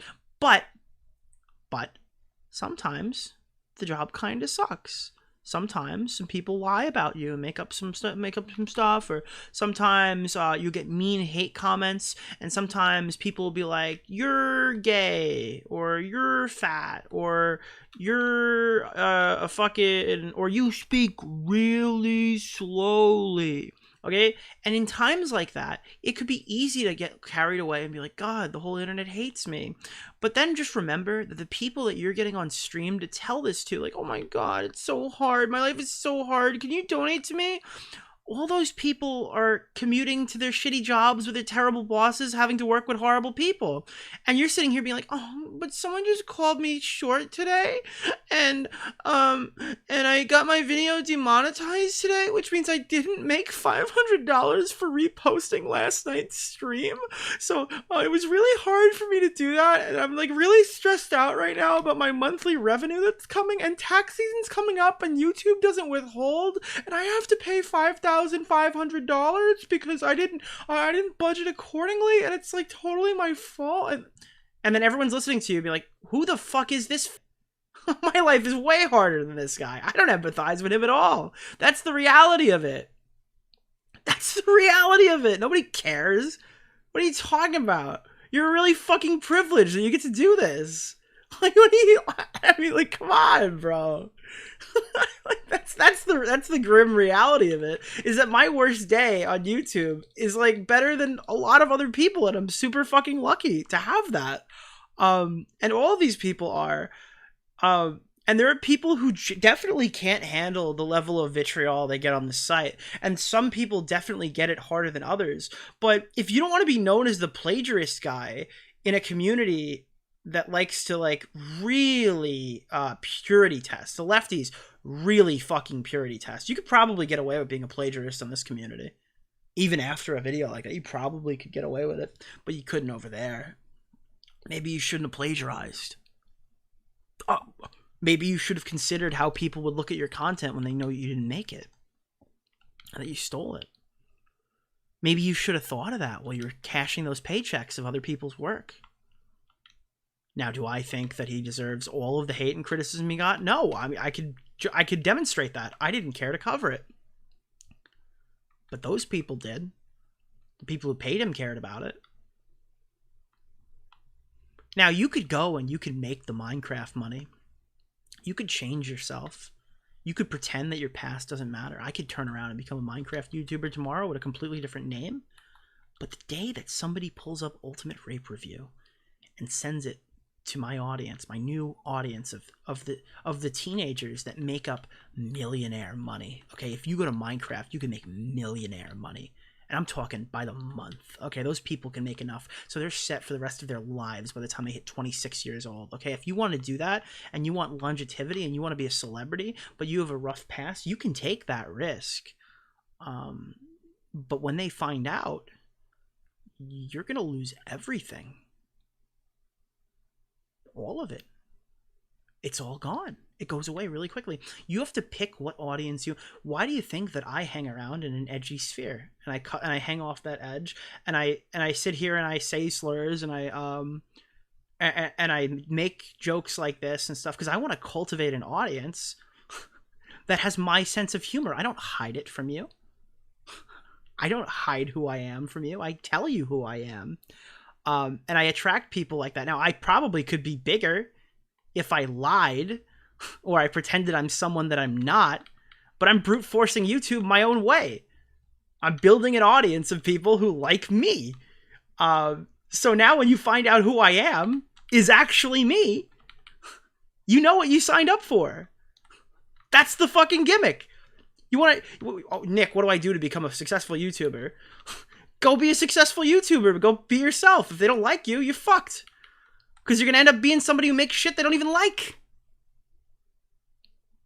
So, that's how YouTube works. As careers without any true way for people to redeem themselves after the mistakes that they've made. And when your livelihood is tied to how much people like you online, it can feel devastating. Absolutely excruciatingly painful. Dude, even just there. You heard me say, right? Everyone heard that? I heard some people write whoa in chat. Like, I think we dropped like 3 viewers or something like that when I said it, okay? Now, I'm never going to get canceled for slurs in my own community. And if I do get canceled for it, no one's going to leave. Okay? They're not surprised. I just said it just there on stream. And now the people who are offended by it, they're not going to watch me. I'm not building them as an audience member. They're gone now. It weeds them out. Okay? That's the first person who's going to unsubscribe when someone makes a video on me. And I didn't gain their subscription to begin with. I got rid of them now. And alienating to watch as you're getting ruthlessly dragged online by thousands and thousands of people. If you have existing mental health conditions while you're also dealing with this, it can be a recipe for absolute disaster, as it has been many, many, many times in the past. And I'm not defending James Somerton, as I said in this video. Jesus. And Keffals literally sitting here making this video has to go, I'm not defending James Somerton. After playing like a historical list of all the people criticizing James, going through like all of the allegations against them and going, yeah, this person might be dead. That's the whole video. And at the end, Keffals had to just make sure the H-Bomber guy, people don't get mad at her for covering it. Like, listen, I'm not defending H-Bomber guy. I'm just saying it's sad that he might be killed. Like, he might have suicided, guys. I'm just saying that might be a sad thing. Yeah. Already. I don't think that there is a justification for stealing any other creator's work. There are so many marginalized people on this platform who have struggled tooth and nail to have their voice heard, to grow a following. It is a dog-eat-dog industry where so many people get stepped on by other people so they can grow their own platform. Bro, holy shit. Can you hold up a mirror any closer? Wow, this is fucking crazy, chat. This is insane. But at the same time, I think that what this really speaks to is that we need to, as a community, figure out better methods to actually hold each other accountable. Because what are those big... Yo, can we get some big thinking thoughts with Keffals? How do we ethically hold each other accountable? Keffals is sitting here being like, guys, we need to find better ways to hold people accountable. I'll start. So the charity money. Okay, we're going to ethically handle this drama, okay? Because I just said, like, this is bad, right? So we're going to ethically discuss how I spent the charity money. We don't have methods to hold each other accountable. We don't have methods, but you have meth. Actually hold each other accountable. Because when we don't have methods to hold each other accountable, what ends up happening... Yeah, Keffals pulled out the trans card when fucking ContraPoints called her out, dude.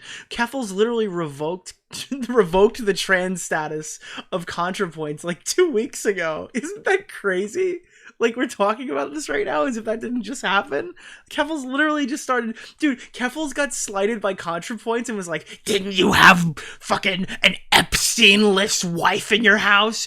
You had Hillary Clinton in your house, and Bill Clinton raped children on Epstein's Island. Like last week. Last week. Happening is just online harassment, which is not a form of accountability, and it does take a real toll on people's mental health. Now, I think a lot of people feel like we can justify this. They forget the humanity behind everyone who is on the screen, and they just get into doing witch hunts for fun. But that doesn't actually help. And the problem with incentivizing this kind of behavior is, yeah, it might feel good to be part of the mob, but when the mob turns on you, no one is going to be there to help you. The top comment on the subreddit post read, I hope he doesn't fall. No, okay, so this is the crazy thing, right? Okay, so the mob isn't just like a... Well, in some cases, there are anti-communities who are always anti-everything you say. All right, that's true. The mob doesn't describe an anti-community. It describes general sentiment, like the sentiment to your content, right? That's what the mob is, right? So typically, if you're right... I know, crazy concept, Keffals. If you're in the right, people will come to your aid. Okay, I've been in countless dramas and watched countless dramas of people that I hate. And I say stuff like, I don't like this guy, but he's right. I'm no Ethan Klein fan, but I've been fucking defending him tooth and nail in the last month or so. Right? Only people who are in the wrong get needlessly dogpiled forever. And that's the truth of the matter. And by the way, let's say there's a slim chance I'm wrong on that one. History usually finds a way, and then somebody makes a banger 1 million view video, and that guy gets boosted, and he's back, baby. Okay, that's how it works on YouTube. All right, if you get fucked over for real, somebody's gonna make a video and make a lot of money defending your honor. Okay, that's just historically how it goes. Okay, so it's kind of a red flag to say that. People aren't that retarded. Okay, that's not how it works. The reason you're scared is because you're in the wrong, and karma's a-coming. April is coming, Keffals. April is coming. Follow through with this. Just because he's no longer credible as an essayist doesn't mean his life is unredeemable. And I agree. Tell that to James, dude. Nobody made James kill himself. James went, oh my god, YouTube's over, and then tweeted that he's gonna go shoot himself or whatever. Like, that's what happened, okay? It's not H-Bomber Guy's fault. It's not H-Bomber Guy's fans' fault. If this guy wanted to be a YouTuber so bad and realized that, like, he'd made life choices that was putting him on a path where that was now no longer possible, and there was no convincing people to come back and support his YouTube channel. If that was all, like, if that's what it took, okay, there's no one else at fault but James for that. And it sounds fucked, okay? And I mean, again, my thoughts go out to this guy's family, right? This guy is a fucking human being, okay? I totally 100%...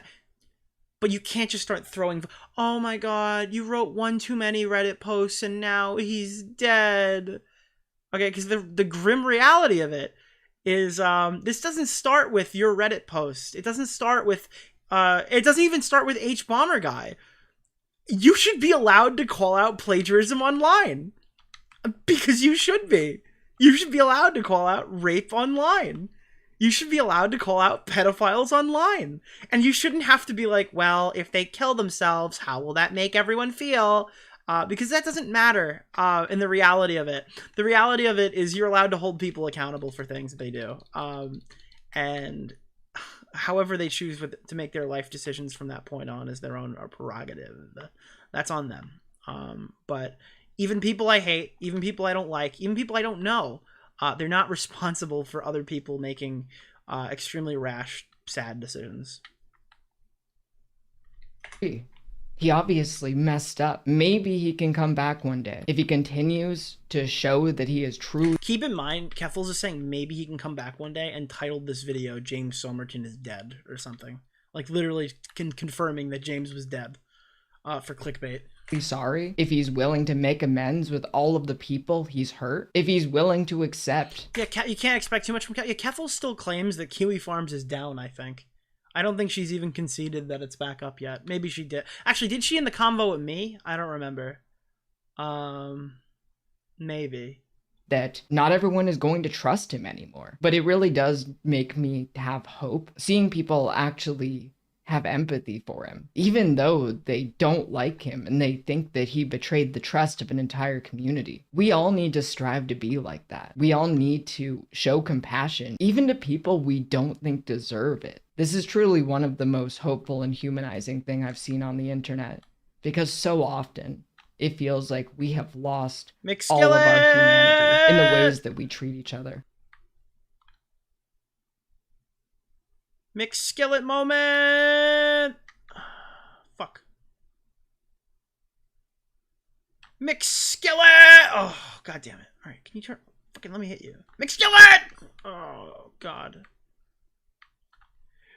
McSkillet! Okay, we got it. We got it, guys. Okay. If you guys want to get the McSkillet mobile, it is currently $30 in the Fortnite item shop. If you use code DeOrio, I get a kickback. Probably not the ideal. Yeah, you know, I didn't really think of that. Not the ideal time or place to show that code. Probably not the subject matter either. But yeah. So if you want to get the McSkillet mobile, it is currently on the Fortnite item shop for $30. And I get kickback. Okay, that was the Keffals drama. As you can see, I was very, very into that response. That was a good response from Keffals. I think that she made some points and said some words, and that was pretty good. You know, we need a McSkillet emote. That's a little niche, don't you think, to put a whole emote in for it? Yeah, I don't know about that one. So let me see real fast. We don't have a docket. We're just floating tonight. We don't have any. I mean, we have a lot of people watching. We have like 1,400 people here, but we do not have a docket. We will figure that out though, because there's other shit I want to talk about. Do you guys want to? I'm gonna get so many DMs if I say this out loud.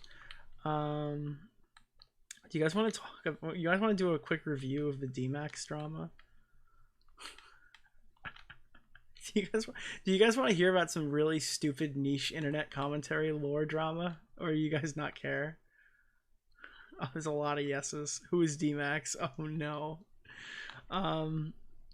D-Max, for those of you who don't know, was the former editor of LolCow when it first launched. He was the fired editor or whatever, or quit editor, depending on how you view that call. Anyways, he agreed to like a trial contract or whatever for a stupid amount of money, like dumb money. Like it should have been, by dumb I mean low, for the trial for the first month or whatever, with the expectation that come January 1st, he would be given a like living wage or whatever. Like he would be making like significantly more money. That was how I understood it was supposedly going. I wasn't happy with either sum of money, like the for money or the other one. So I came in and negotiated a price that I thought was fair. And I negotiated Keem up from what he was planning on paying D-Max, I believe, if I remember correctly. So D-Max turned around and was like, no, I'm only doing it for some outrageous sum of money. Now, keep in mind, the podcast isn't profitable. I told Keem directly that just because the podcast isn't profitable doesn't mean you're supposed to underpay for an editor. The editor is going to make more money than the podcast until the podcast warrants making money. That's how every streamer does it. That's how Destiny did it. That's how Hassan did it. That's how Hassan was supposed to do it before the editor drama, if you don't remember that. All the people who make content like this literally make it at a loss for the first few months while they're building their channel. That's just how it works. That's how you grow. That's how you get a successful YouTube career. So all of the fruits of my push there went to Connor. So all of me trying to negotiate better terms or whatever ended up going to Connor, and Connor's very happy, and Connor's making that money now. So that's cool. I'm gonna ban you from chat. If Frogan consented, would you? That was a really brave thing to write me. That was a really brave thing to write me. So if you go through, I don't know if these tweets are still up, but I'll show you at least my after the interaction and some of the stuff that was happening. So, no, let me go to his Twitter. I'll show you. Let me talk about it. So you guys are all familiar with the Mama Max drama, right? Are you guys are all familiar with you were here for the first half of the year, right? So Mama Max spread a allegation against Magnitar, right? And it was oh my god, dude, this guy's such a loser, bro. Oh, he's also like a tipster defender, kinda. Like like that whole like community of people thinks that we're like way too hard on tipster, and like it's not justified.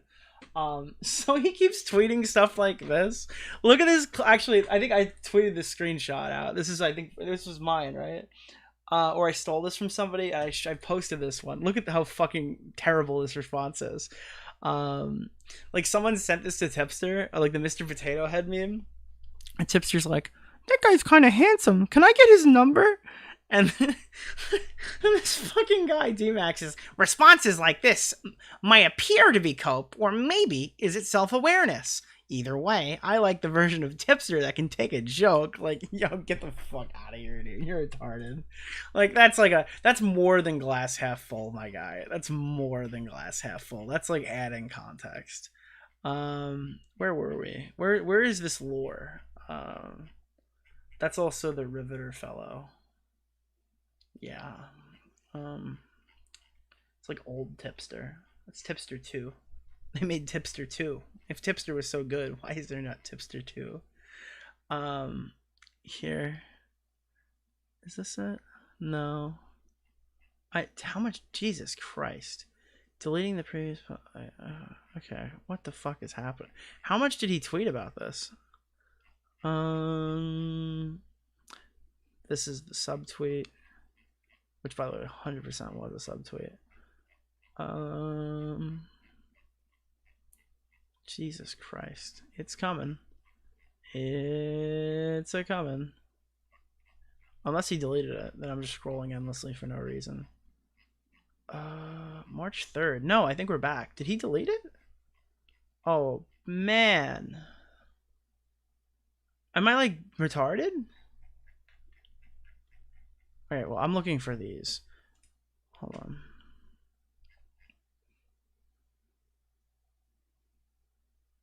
What is this one? Yeah, so this is one of them, right? So, he was accusing Magnitar of, I guess, being like a scammer. I think that's the only charitable way to read this discussion.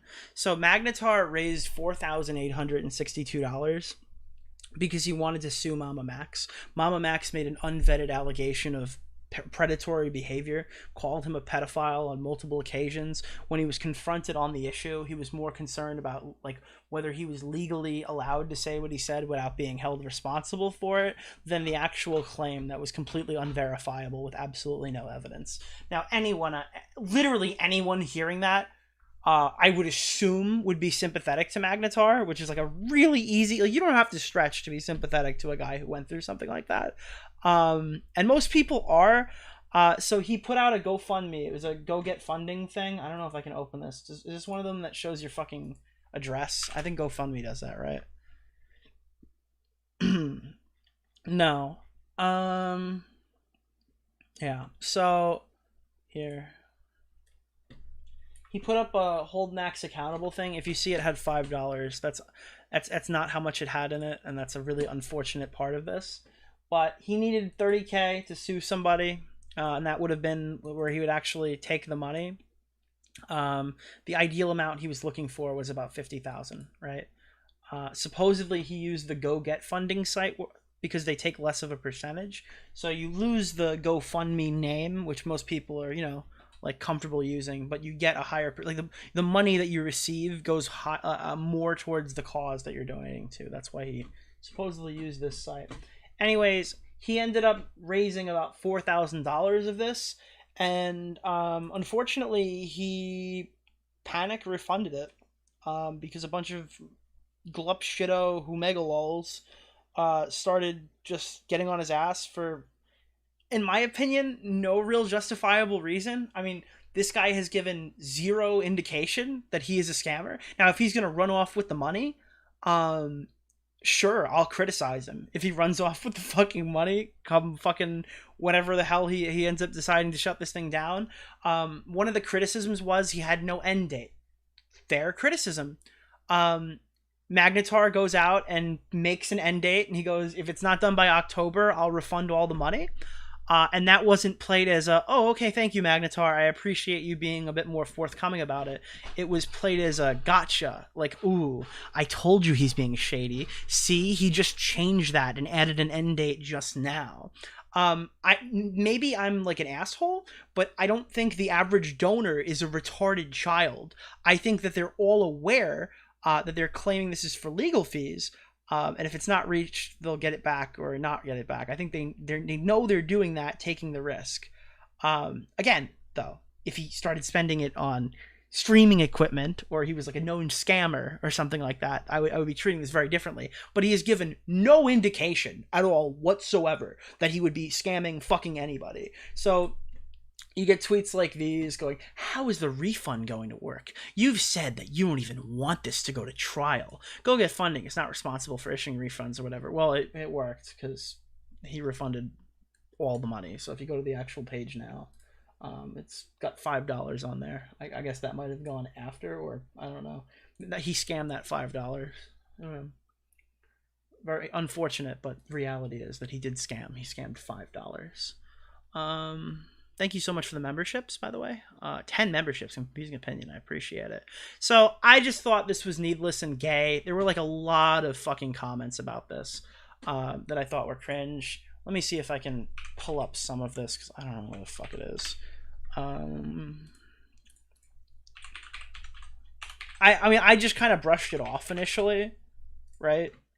And I wasn't really going to say much, but I guess they heard about a donation that came into my stream that I replied to, and it escalated things, so I said, fuck it, let's have some fun.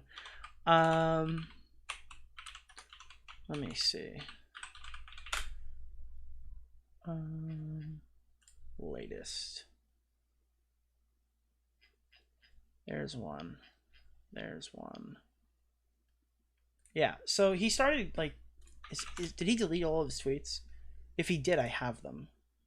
Okay, no. Like, people are acting like I was the aggressive party here. Can you tell me if I was the aggressive party here? Okay, so this is the thread. How is the refund going to work again? Okay. And then someone chimes in saying, your post and maggot edits got me curious. I looked into it. Turns out he has access to the funds throughout the campaign as well. And while I can't find any official policies, it appears as though some campaigns do return funds if they flop, but the onus is entirely on the person running it. I've posted, and now Magnitar opens up here and goes, I've posted multiple tweets on this case. All the funding is clearly in my PayPal savings account, separate from my actual funds, so I don't accidentally use them. So supposedly when you ask this guy where the money is, he just posts his PayPal and goes, hey guys, here it is. Nick Discord? Why? Wait, why? Nick, look in Discord now? Wait, why are you sending me the Triton News meme? I don't understand. Why am I looking at this now? The maggot edits Triton news meme? This is yesterday. Smaggle, I replied to that tweet. You don't think I'm going to bring that up?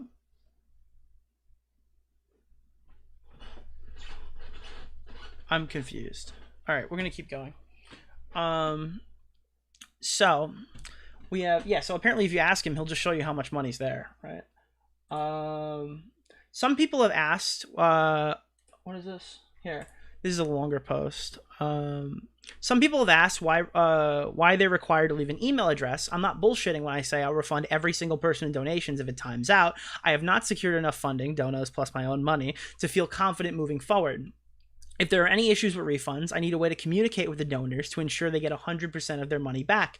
Also, I don't realize exactly how distribution of funds would be handled, but it turns out each donation is immediately transferred to my PayPal. I'll be setting up a separate PayPal bank account and holding all donations, so there's no chance it mingle. So this is what he said initially. This is the original fucking claim. And then D-Max's response is, so you're literally just saying, trust me, bro. Is there any way to guarantee your word here? I'm literally saying trust me, but I've been pretty clear about what my intentions were, and clear that my funds have been sent to PayPal, and clear of the mechanism in which I'll issue the refunds, which would come directly through PayPal. So I wrote, hey man, I don't understand why people are giving you a hard time. The GoFundMe was written extremely clearly, and you've been super transparent about your intentions. There's no doubt in my mind that you would be refunding the people if it becomes clear your goal is unobtainable. So, and, it's this thing here. I'm being called the aggressive one here. And then he comes in and quote tweets me and goes, Nicholas DeOrio confirms it's a trust me bro situation. And I'm like, wait, what? Wait, what? So I go, one Google search tells me he clearly states it's being returned in October, and he's posted updates to show that he hasn't touched the money. If he shuts off his social media and runs in October, that's one thing, but people donated with this information ready and present. So then he's like, he just put that in because of the stink that we're raising. And he said, like, so I'm like, and I'm not like being, I like aggro here. I'm not quoting him to my whole fucking audience. That's him quoting me to 15 people. But I'm like, good. He's being more, I'm like, good. He's being more transparent because he's been critiqued. I guess you win. I don't get why you guys are riding his dick so hard. He's given absolutely no indication he's a scammer. Bruh, I'm riding his dick. LMFAO. This whole thing started because I couldn't believe that commentary had latched onto a lawsuit defamation case that hasn't been filed yet with no clear damages. But thanks for the W. I wasn't really looking for it, but I'll take it. Like, what? Like, who the fuck do you think you're talking to? Like, are you kidding me? Like, are you fucking out of your mind? So, I go on the next day. Right? 24 hours comes and goes, right? And, oh, man. So, 24 hours happens. And I go on Twitter because between then and now, someone asked me on stream, and I don't have the clip, but it was from our last stream, and I go, yeah, people are accusing Magnitar of scamming. I think they're pretty retarded, but it's really not worth more of a discussion there, right? So then I see this maggot edits person, right? And this whole time, mind you, I'm gonna bring this up because it's not super relevant, but I think it's funny. So this D-Max guy, I'm positive is gay. He says he's a gay content creator. I'm pretty sure, right?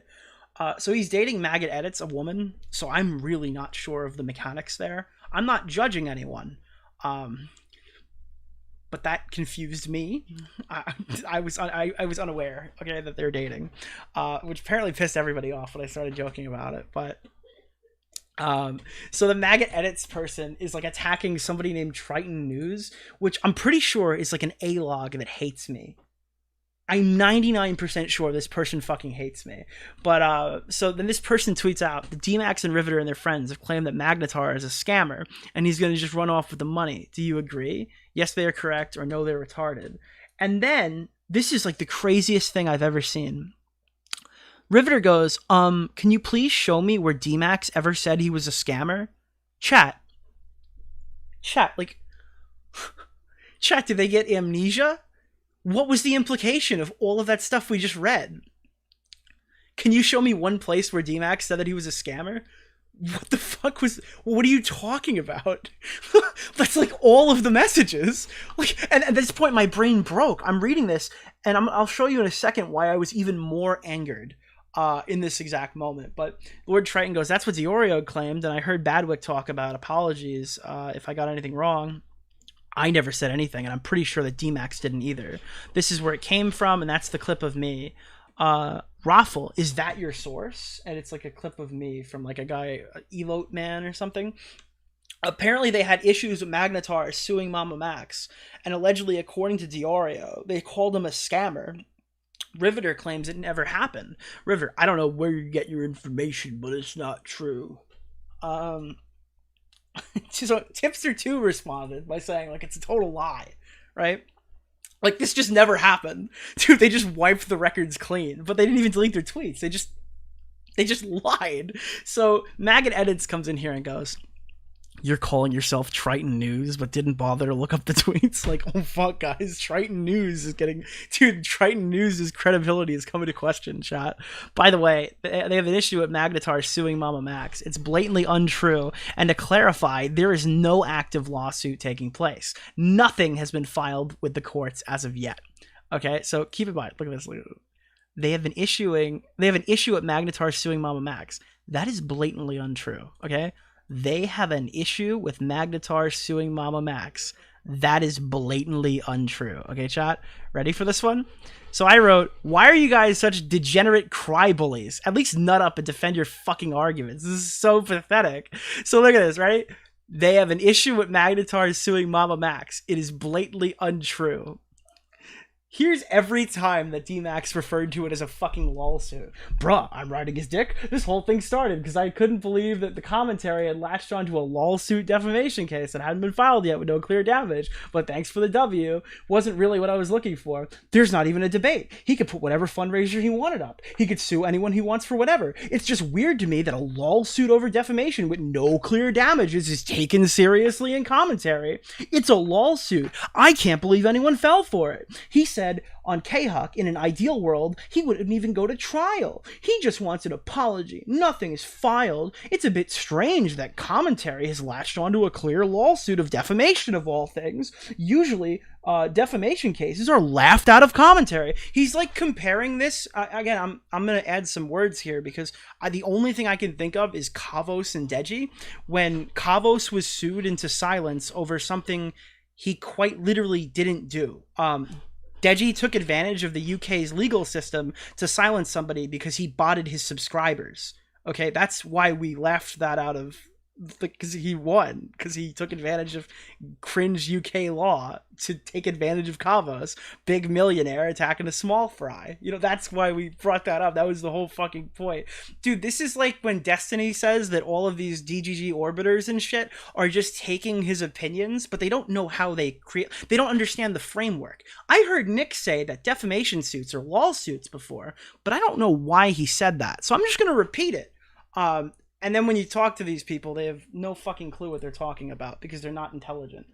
They're just cosplaying as someone who is. So then, oh, get ready for this one. This one's really funny. Claim 2. No one said that Magnitar was a scammer. I'm not even mad at that. When creators Nick Size put words in mine and Max's mouth, a lot of people are just going to believe it without question, which is not entirely Nick's fault, but he did know that we didn't call Magnitar a scammer. Saying something untrue is on him, though. And then this one is the one that really drove me crazy. You ready for this one? This guy had the audacity to DM me.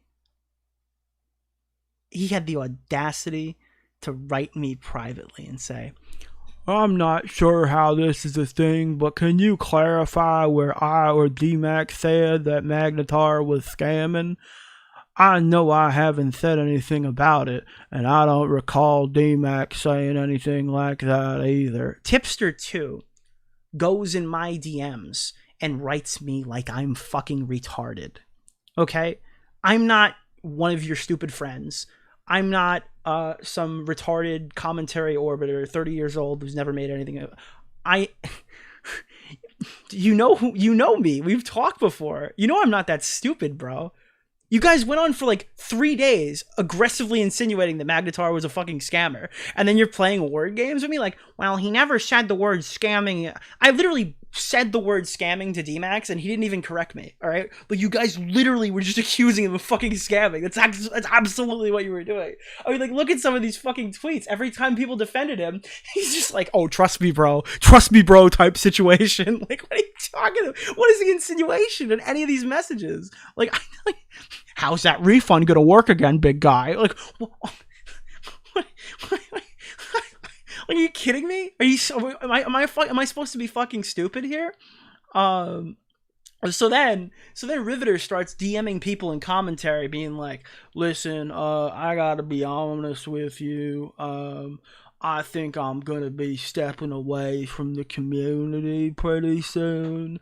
Honestly, it's gotten a little toxic around here, and I don't really want to be." Apparently, me responding to these people on Twitter after they dogpiled Magnitar for days literally made Tipster2 leave the fucking internet. Apparently, just because I responded to him on fucking Twitter. Okay, we have to swap Twitters now, because this was yesterday. Someone's like, "Well, why are you addressing this privately, Nick?" And normally I address all the gay community drama privately. But in this case, I was like, fuck it, dude, let's do it publicly. I don't care. I hate all these people. So I go on my private Twitter, right? Which, by the way, it's public. I opened it up for a while. You can follow it. I let everybody in here who's not on a locked account. You're welcome to come say hi and be my friend. So I just start cracking jokes, because at this point this is so funny to me. So I go, "Maggot's private is a funny read," and I left it up there for a couple minutes just to fuck with her a little bit, to go like, does Nick really have access to my private Twitter? No, he couldn't have, could he? So somebody goes, "Did someone leak from Maggot's private?" And I'm like, "Yeah, dude, me. I leaked." And then I posted all the screenshots. "This reply genuinely makes no sense to me." Wait, hold on. Dude, this is like some nobody's fucking private Twitter that somebody sent me. Like, it's literally like, dude, someone ran and wrote this to their 4 friends and family. And they sent it to me. "This reply genuinely makes no sense. Were we supposed to keep talking about Magnitar for days on end? How do we magically forget our talking points when all of his tweets and takes and opinions are still up and readily available for anyone to read? Bro got really fucking triggered over the slightest critical response, not even directed at him. Claims I ran around bitching about him despite it being one comment. LMAO. And we are the crazy ones? Okay, yeah, that tracks. Totally, yeah. And don't tell me the second one is bitching. Just a fact. And not even a slight to Nick. I'm shitting on the viewers, not Nick. The level of, by the way, this is D-Mac's girlfriend, by the way, if you're not keeping up with the players in the game. The level of outrage here is pretty insane. Since when does a subtweet of a half-assed criticism warrant such an aggressive reaction? Bro, I was responding while you fuckers were quote tweeting me to your tiny ass audience. Okay, I was not swinging Nick Dick at you. Okay, that wasn't happening. I replied to your tweets. I didn't do any of the stuff I'm being accused of here, but that's fine. Like, in your thread, like, my tweets got like 30 likes from the people who saw them. Okay, this was not pushed out to my whole audience. The only time I discussed it was briefly for like 3 seconds on stream that someone clipped because someone paid me to ask about it. All right, now we're talking about it on stream because it's funny. But this was really not a me problem. This was all your fault. Since when does a subtweet and a half-assed criticism warrant such an aggressive reaction? Since when was Nick so fucking soft? When people would say that about him, I would scoff and disagree. Now, though, maybe they were right. All this over a subtweet, and one replied with mild criticism, "The math is not mathing. But hey, who the fuck am I anyway, right? I'm some loud retard on the internet with opinions that, just like the rest of you nobodies, I don't care how big your following is in the real world, we're all nobodies." Dude, you're going Joker mode on me. These are the same people who are always telling their audience to do their due diligence and look into stories and shit online before blindly believing it. They'll even tell you not to take their worldview without doing some research yourself, but you go ask the dude a few questions about his choice of fundraising website for myself here. And. Wait, oh fuck, I'm clicking on the wrong screen. And. Suddenly, that's out the window. Anyways, I'm side-eyeing the fuck out of a lot of y'all right now, because this situation is sus and rubbing me the wrong way. The outrage doesn't match the supposed crime. What I do and say has nothing to do with D-Max and vice versa, and that goes for Riveter as well, who I didn't even know DM Nick, shaking my head. We are our own people, unlike the lot of you fucking sheep. That's my TED Talk. Peace sign. So I'm having fun. I unprivate my account, and now we started tweeting publicly. In fact, I literally tweeted it on this account, bro. I tweeted this, and then I went on my main account and I retweeted it because I'm a total asshole. So I'm bored. Let's go fuck with Magnitar. Aren't you worried that Nick is gonna bitch? Nah, bro. He always acts like he's above this shit. I wonder why the commentary community says. That's me. Don't know my hip. Fuck you, me.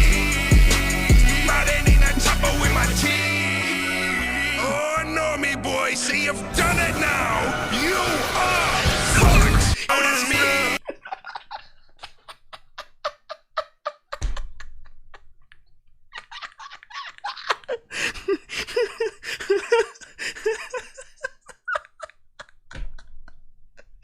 Yeah, so that's the D-Max situation. Now these guys are acting like they're like coping and crying and seething like dumb pussy crybabies because they started talking shit, and then I guess they got too much attention or something. I don't know, dude. These are the types of fucking people where it's like, oh, he's so stuck up if he won't address us. He never talks to the little guys. So conceited. Responds to the little guys. Did you see him? He's literally, like, why is he talking about us, of all people? Like, we're nobody. Like, why the fuck is he talking about us? Oh, he's punching down. Like, it's a win. We win one, you lose one. You can't win any with these guys. But yeah, so that's what happened with Magnitar. They bullied Magnitar into closing his fucking thing and donating all the money back, which I think is the wrong decision. I think he should have gone at least till October. I genuinely think there's a way he could have hit that donation goal, but it would have been contingent on Max responding. I think if Max responds in the middle of the summer and spikes a whole new drama wave and stuff like that and doesn't play his cards right, I think that Magnitar probably could have come close to funding what he needed there. I don't know. He was talking to lawyers.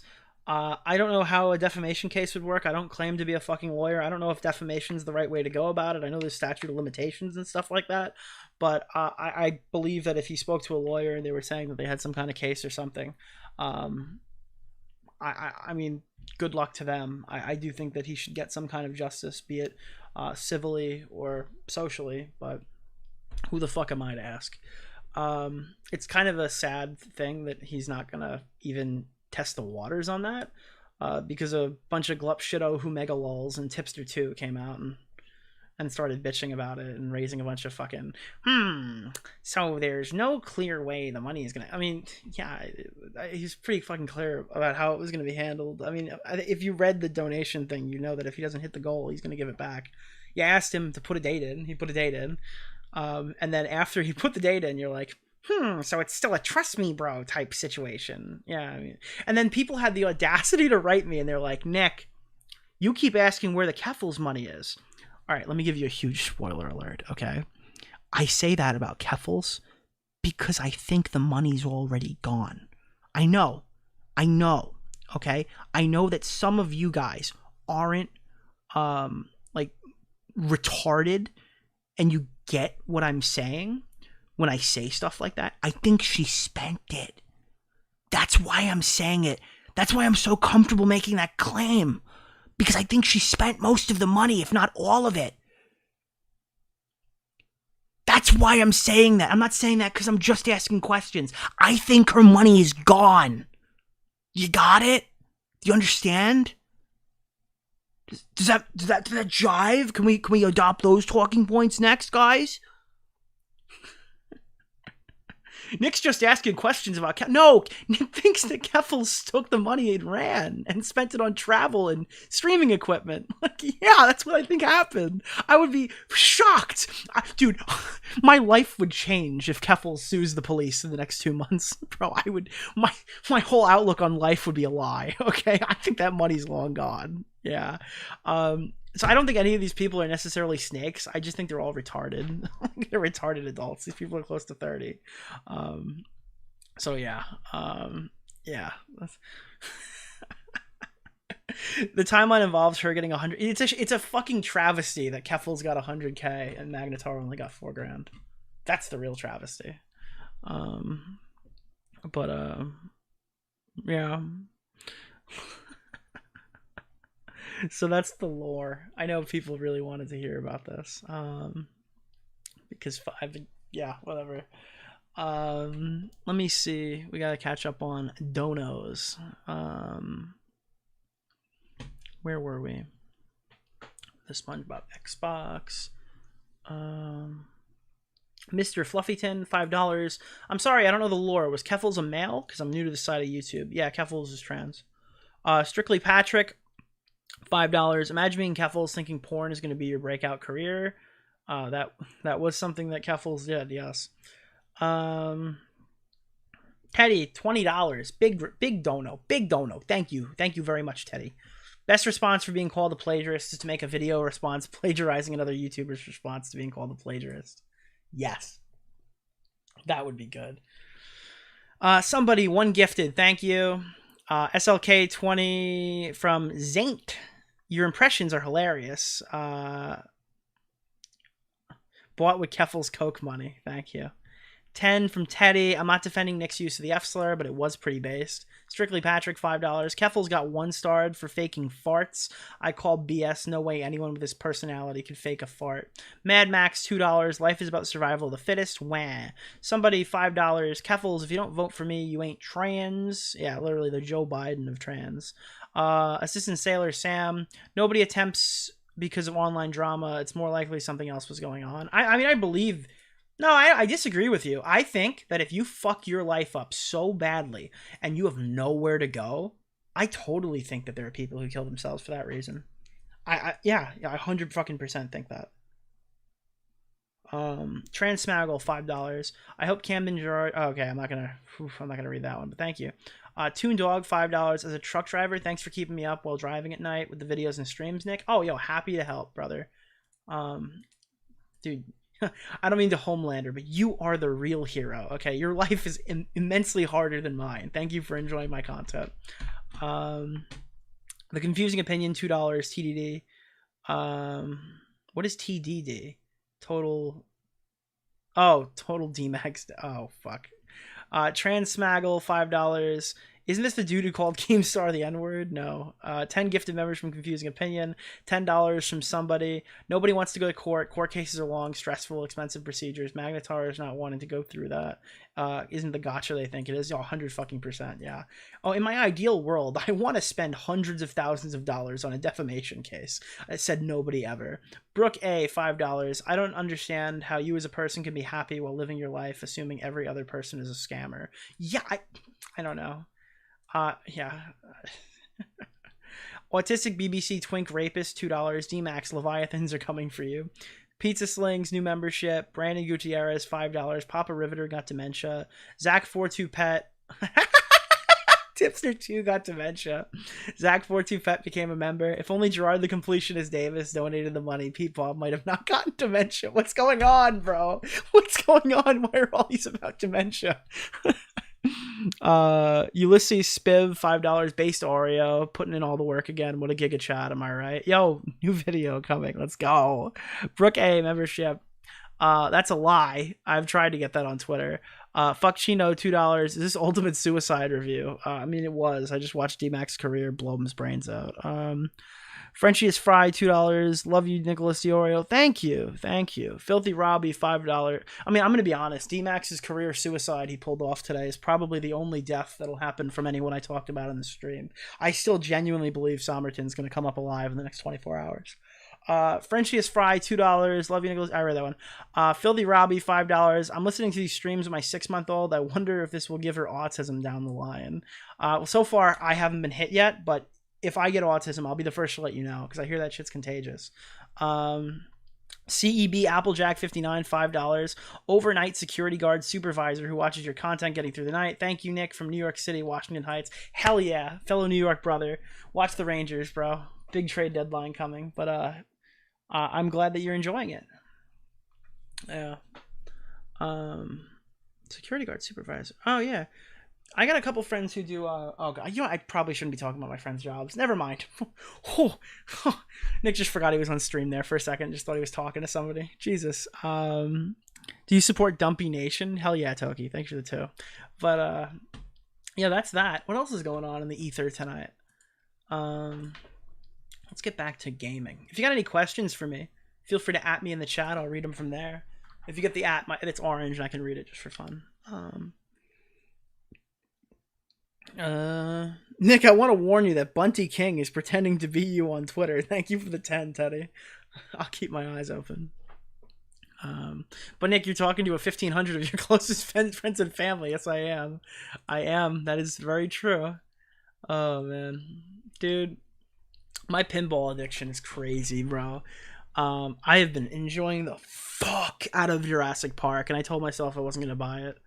But, fuck it, dude. February YouTube revenue was real good.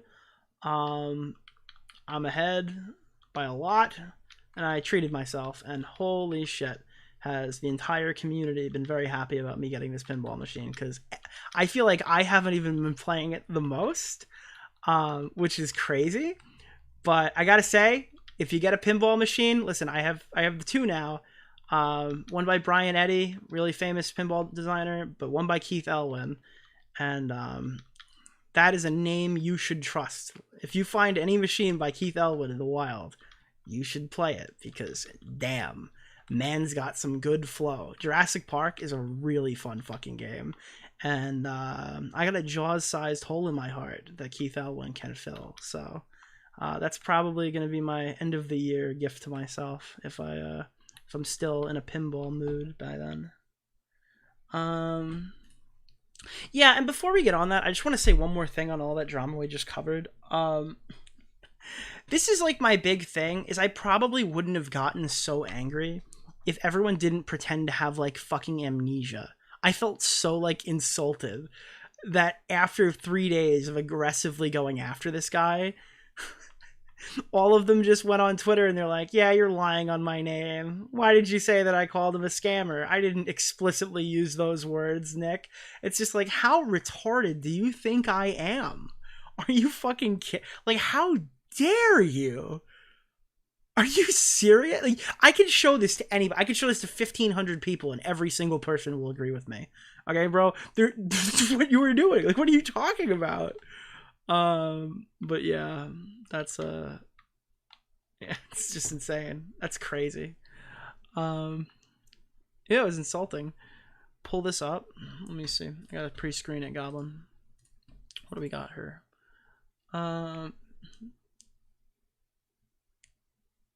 No, I'm not pulling that up.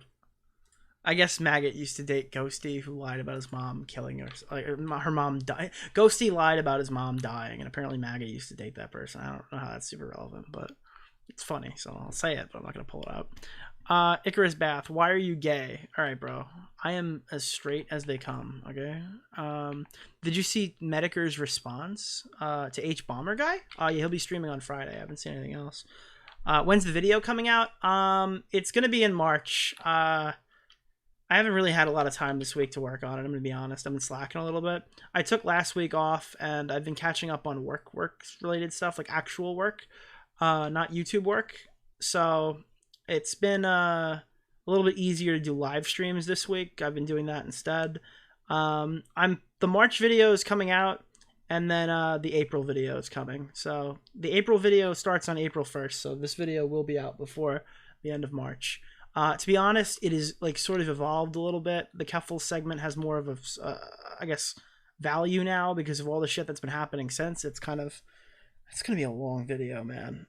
it's panning out. I have a lot of shit on my timeline. I got to think of what I'm cutting to make it a cohesive video, but this is going to be, it's the effort of 2 videos, but it's going to pay off. And then at the end of it, you're going to find out what April's video is, and there's going to be a parade going through YouTube town, I imagine, or whatever version of that is the terminally online one. You should play Pinball Space Cadet. I haven't heard of that, but I'll look into it. Why isn't DMAX on Now Recording anymore? I imagine, I mean, I know other people were pretty upset about all this stuff too. So I don't know where they stand on the drama, but some other people were just like, oh, yeah, I don't know. I'm not going to really, I mean, I can't imagine. I would never work with this guy. I don't know. I don't know how Matt runs his show, but I know how I'd run my show. Not with that guy. Yeah. You keep up with any New York sports teams, particularly New York MLS team? You talking about the Red Bull? I'm not really into soccer stuff. The only soccer stuff I really watch is with Tommy C, who shows me some stuff on Discord occasionally.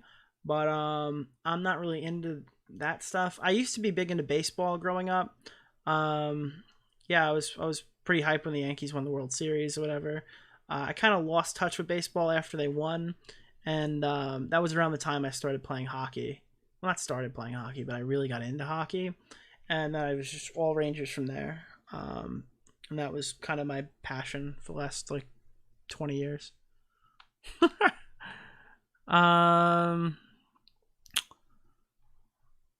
New Henry Resilient video. I've never heard of that person.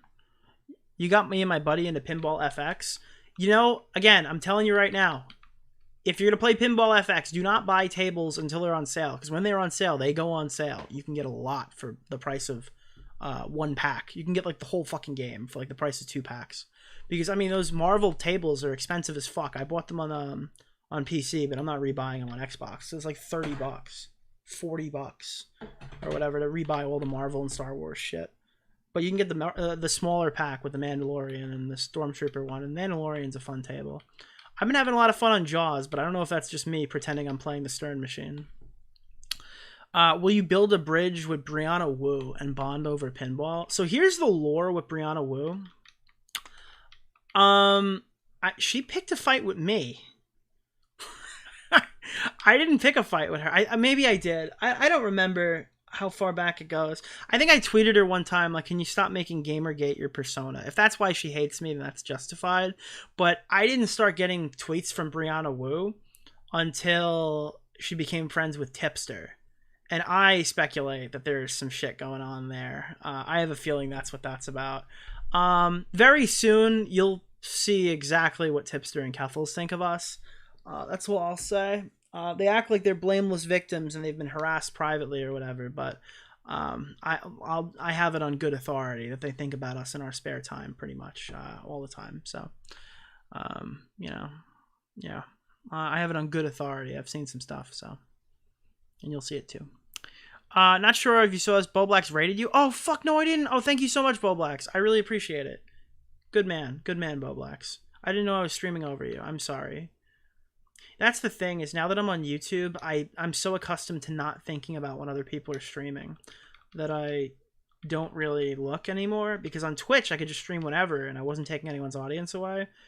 And I don't want to like fuck anybody, but yeah, I have to be more cognizant about looking for raids to raid people and watching when people are streaming, because I definitely don't do that because I never had to before. Well, I haven't had to in a long time, and I'm not really accustomed to the unwritten rules anymore. Any collabs with Gokinaru in the future? None planned. I mean, I respect the guy and I like his stuff. I had criticism for his kind of filmmakery approach to the Ethan Klein video, and I kind of wish he just posted it without all the skits. But that would never stop me from working with him. He's an artist, so I don't know. If it came together, it came together. But this year's collab is not Gokinaru. Yeah. Henry Resilient is the XQC court docs guy. He got Jameski's court docs for the latest video. Oh. Did you see the deleted Dark Viper tweet? No, Assistant Sailor. Can you tweet it at me? At Real Bunty King. It's a little easier to see. Did you hear about the VTuber company that was harassing their own employees? It caused a streamer to gain 200,000 subs from a single live stream. No, I did not. That's crazy. Oh, dude, Flamenco probably wishes he was still streaming. That would be big for him. Have you ever seen or caught... have you seen To Catch a Kick Predator? Yeah, we're probably going to save that. Is that the one where the guy goes like... I don't want to ruin it. I'll save that as like as an undercard for a URR. I think I know what we're talking about here. Thoughts on the Red Wings? I am so happy for Patrick Kane. I am so happy for Patrick Kane. You know, not a lot of people come off that surgery he had. And that's why the Rangers didn't re-sign him, even for 2.1 mil, which was a cheap price for the best American-born hockey player of all time. Right? Not many people get hip surgery and come back to playing professional sports at the level Kane is, but he looks good. Like, really good. So I'm really happy that he's with the Red Wings right now and performing well. I hope we don't meet him in the playoffs, but it was really cool to have him come to New York, and I hope you guys in Detroit are enjoying him. It's a real treat to see somebody like that play in your hometown. Is hockey your only thing? I mean, I'll watch the Super Bowl, or occasionally I'll watch like a baseball game. I really like watching basketball highlights on YouTube, but I've never actually like sat down and watched a Knicks game before or any of that stuff. But I've owned like jerseys and stuff. I told the story about how I owned a Michael Vick jersey by accident. I used to have a Kobe Bryant jersey and a LeBron James jersey. Like every fucking, I don't really understand basketball. It's like, but other people have these jerseys. So I need one tool. But yeah. With all the Hassan drama, have you gotten encouraged to work on your Hassan video anymore? Is it irrelevant to what you want to cover with Hassan? I don't know. I think I don't know. Have you seen the new Shovel response like in the last 24 hours? No, I haven't. I'm probably gonna use that guy as the title card for the next one, so I'm stockpiling everything else I have on Wilbur as like the next main card for URR. He bought a membership because of my birthday. Hope the stream goes well. Oh, here, bought a membership because of my birthday. Oh, you know what? Happy birthday, dude. I'm glad you spent some of that on me, but I mean, buy yourself something nice too. What do you do for work aside from... I can't really get into that for obvious reasons, but I appreciate the inquiry. Are you excited for a new season of Fortnite? I hear there might be Avatar: The Last Airbender. I would be pretty hype. I haven't gotten all the way through the live show yet. Listen, I'm not too picky when it comes to my Netflix remake, so I've been enjoying it so far. Something, again, it has like the Star Wars effect of like, sometimes the CGI looks pretty good, even though the movie is shit. I mean, I don't think this is as bad as any recent Star Wars stuff, but it's certainly not as good as the original show. I mean, I remember watching it the day it came out on Nickelodeon when I was a little kid. Are you gonna get the Dune Gooner popcorn? But I am not. I'm not really a big Dune person. I want to thank DMAX because I was about to call Magnitar a scammer the second before DMAX. Phew, really dodged a bullet there. Thank you. I appreciate the 19, Teddy. Let me see. Are we... Pokemon Legends ZA or Wendy's? I'm going to be getting Pokemon, bro. Oh, yeah. Do you follow Daniel Larson drama? Not really. All right. Now I'm going to go back down because I've been like scrolling all awkwardly. Did you see the deleted? I read that one already. Where else are we? Do you eat unscented candles? No. Why would you eat the unscented ones? Opinion on the Boston Bruins. Brad Marchand gets a lot of shit in the league, but he's like one of the grittiest players or whatever. So I mean, he's obviously, he reminds me a lot of Sean Avery, to be honest. Only he's skilled. I mean, Avery was skilled, but not as skilled as Marchand. I wish Bergeron would just show up again and play in the playoffs. That's kind of the end of an era. They're always... I don't think the Bruins will ever be a bad team. I don't know what it is, what it takes for those guys to run out of salary cap or something. Yeah, that company drove someone to attempt twice due to harassment. Oh. What's your opinion on Seth the Programmer coming back to YouTube? Didn't he die? Didn't Seth the Programmer die? Who's the guy who died that used to like... Oh no, that was Dylan the Hacker. Oh fuck, that was... I literally didn't mean that as a joke. I totally... There's a lot of those. I don't know what Seth the Programmer did. Can you recognize all the NHL goal horns? Probably. If you played me one, I probably could recognize them all. Yeah. Collab with Paint Guy. I mean, the thing with Paint Guy is like, I mean, we don't have anything in common, I guess. Connor does like freelance editing, or not editing, voice acting work or whatever on the side. I think he has like Fiverr or something like that. But I don't know who that person is. But I'm glad Connor is making money. Who do you got on the UFC 299 main event? I gotta hit up what's his name? Fucking O'Malley, even though I think he's gonna lose. Dude, it would be so funny if he wins. I feel like it's a fluke. I mean, he's a good fighter, don't get me wrong, but I'm kind of shocked that he beat fucking Aljamain. You gonna play Helldivers? I haven't even played the other one yet. What was the Pokemon clone? I didn't even play that yet. Will the album ever drop? No, dude. Who's your favorite lolcat tipster? I almost got hit by a car right there. The fuck? Do you watch Brittany Ventney go after BPF? No, I didn't. I can't tell if I hate Brittany Ventney or I'm just like confused why she doesn't wear a bra.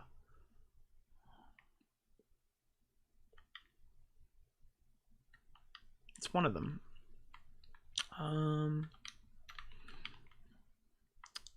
Let me see. Do you think Gerard recovered from the charity fraud scandal? Of course not, no. Pal World and Helldivers, both great games. Yeah, I haven't played either one of them yet. BPF kind of obliterated her. The thing is, alright, I'm just joking with fucking Brittany, but like, Brittany is like funnier when she's a troll, and when she's not being a troll, she's not really that funny. You know what I mean? Like, she's not really worth watching.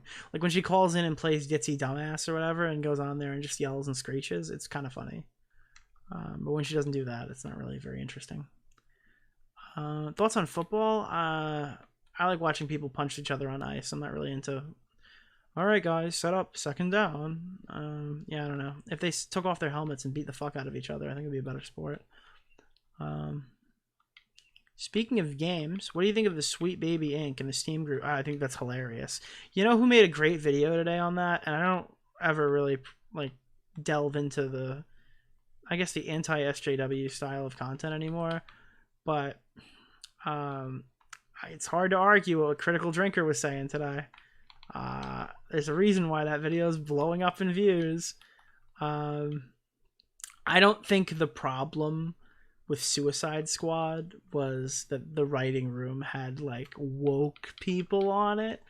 I think that certainly made a bad story a little bit worse when they were trying to add a bunch of dumb shit into it. But I think the core of the story was probably already bad. But like, I could totally believe the group of Gamergate people was the reason why we had a segment where we played as a deaf girl in the new Spider-Man game. I could fucking believe that. All of Miles' I don't have a problem with most of the new Spider-Man 2 game story-wise. I think it was undercooked a little bit, and it could have been, you know, in the tube longer, right? But all of Miles' side quests were fucking terrible. Like, horrible. But none worse.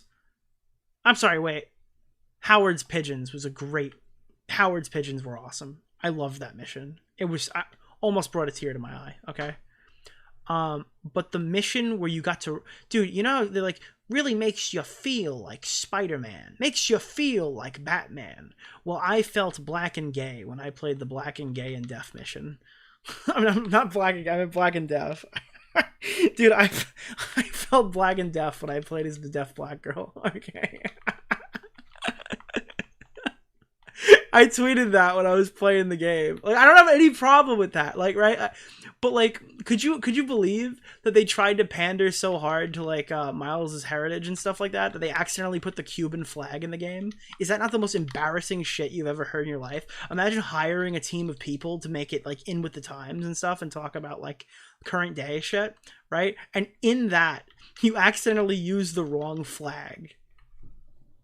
That's so insane, dude. That's so crazy. And that's the game. They worked on that game. I don't know if that's the devs' fault that happened, but like they had a team of people trying to make the game have like inclusive dialogue and inclusive aspects. And that team of people didn't catch that they gave the Hispanic kid the Cuban flag. Yeah, it was supposed to be, I think it was Puerto Rico, right? Yeah. And they put the Cuba flag in his house. That was, wow. Ooh, boy, that was a good one. Good one. So yeah, that was one of the most embarrassing things I've ever witnessed in my entire life, by far. But yeah, I mean, like, why did I have to play as? I mean, you didn't have to. You don't have to get it from 100. Actually, you do need to 100% the game. You need to play that mission. I'm pretty sure. But like, dude, everyone in the last game was like, "Hey, you know, I'm not really enjoying these MJ stealth missions. I want to play as Spider-Man in the Spider-Man game, right?" So what they did was they gave MJ a gun and they made her combat The Last of Us, and she can like solo a symbiote. Don't ask me why, but they're like, oh, MJ is so bad. Okay, let's break her combat and make her ultra powerful. And now she is Joel from The Last of Us. Oh, you know, that doesn't really fix the, I guess that I mean, it was fun. It was fun to play The Last of Us, where all the hordes of symbiotes were coming after you, while you play as MJ with a gun who can one-shot zombies in the back if you hit the right button. But like, you could have just removed her and let me play as Spider-Man. I have no problem with like playing with Miles Morales. I mean, you know, there's a historical argument that I have with Yellow Flash about that. I have no problem with that, right? But like, why do I have to play as powerless MJ? And why did you have to let her one-shot a symbiote if you come up from the behind, like with a taser? Like, why? Why did you put that in the game, bro? Why is there a whole mission where you leave Spider-Man and you play as a deaf girl, painting like on the walls? Like, it, dude, that's the other thing. All right. They hired this company, and I swear to God, this is going to sound racist, but it's not me. It's them. Okay. In Spider-Man, they got black people, and they're like, oh, we're going to try to really understand the Brooklyn Latino black culture, right? And all they do with those characters is throw some flags up, make them make hip-hop instrumentals, and spray paint walls. I swear to God. They equate the entire black experience of New York to be spray painting walls of local business establishments and bouncing to hip hop.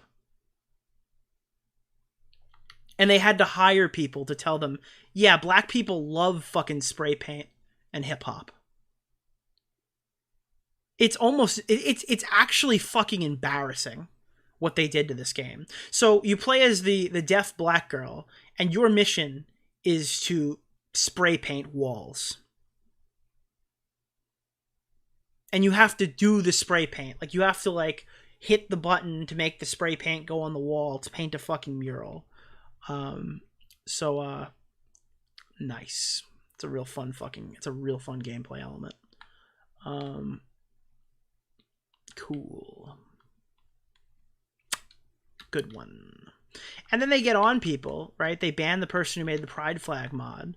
And I'm thinking, all right, if you can't deal with a pride flag in your game, you're a little soy boy or whatever. Cool, whatever. That's my take. If you don't like it, fucking deal with it. It's my YouTube channel, right? But they banned the guy who made the mod to take it out, okay? Not them, the modding community. The community of Spider-Man players and the mod site that did it banned the guy. Now, sure, you don't want to host that on your site, whatever. Do you know what the mod was? Do you know what the mod does in Spider-Man? In Spider-Man Remastered, do you know what it does? It changed the game's region. It didn't go in and change all of them to American flags.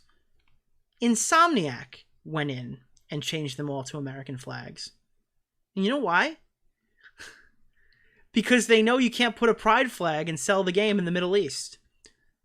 So they hire their fucking stupid team to come in and put all this stuff in the game for American markets and stuff like that. But they know damn well, even though they put these pride flags in their fucking bios and their Twitter banners, I never see that go on the Middle Eastern one. I never see the pride flags in the Middle Eastern one. Oh, why is that? Because they know there's an entire population of people who throw gay people off of rooftops, and they want them to still play Spider-Man.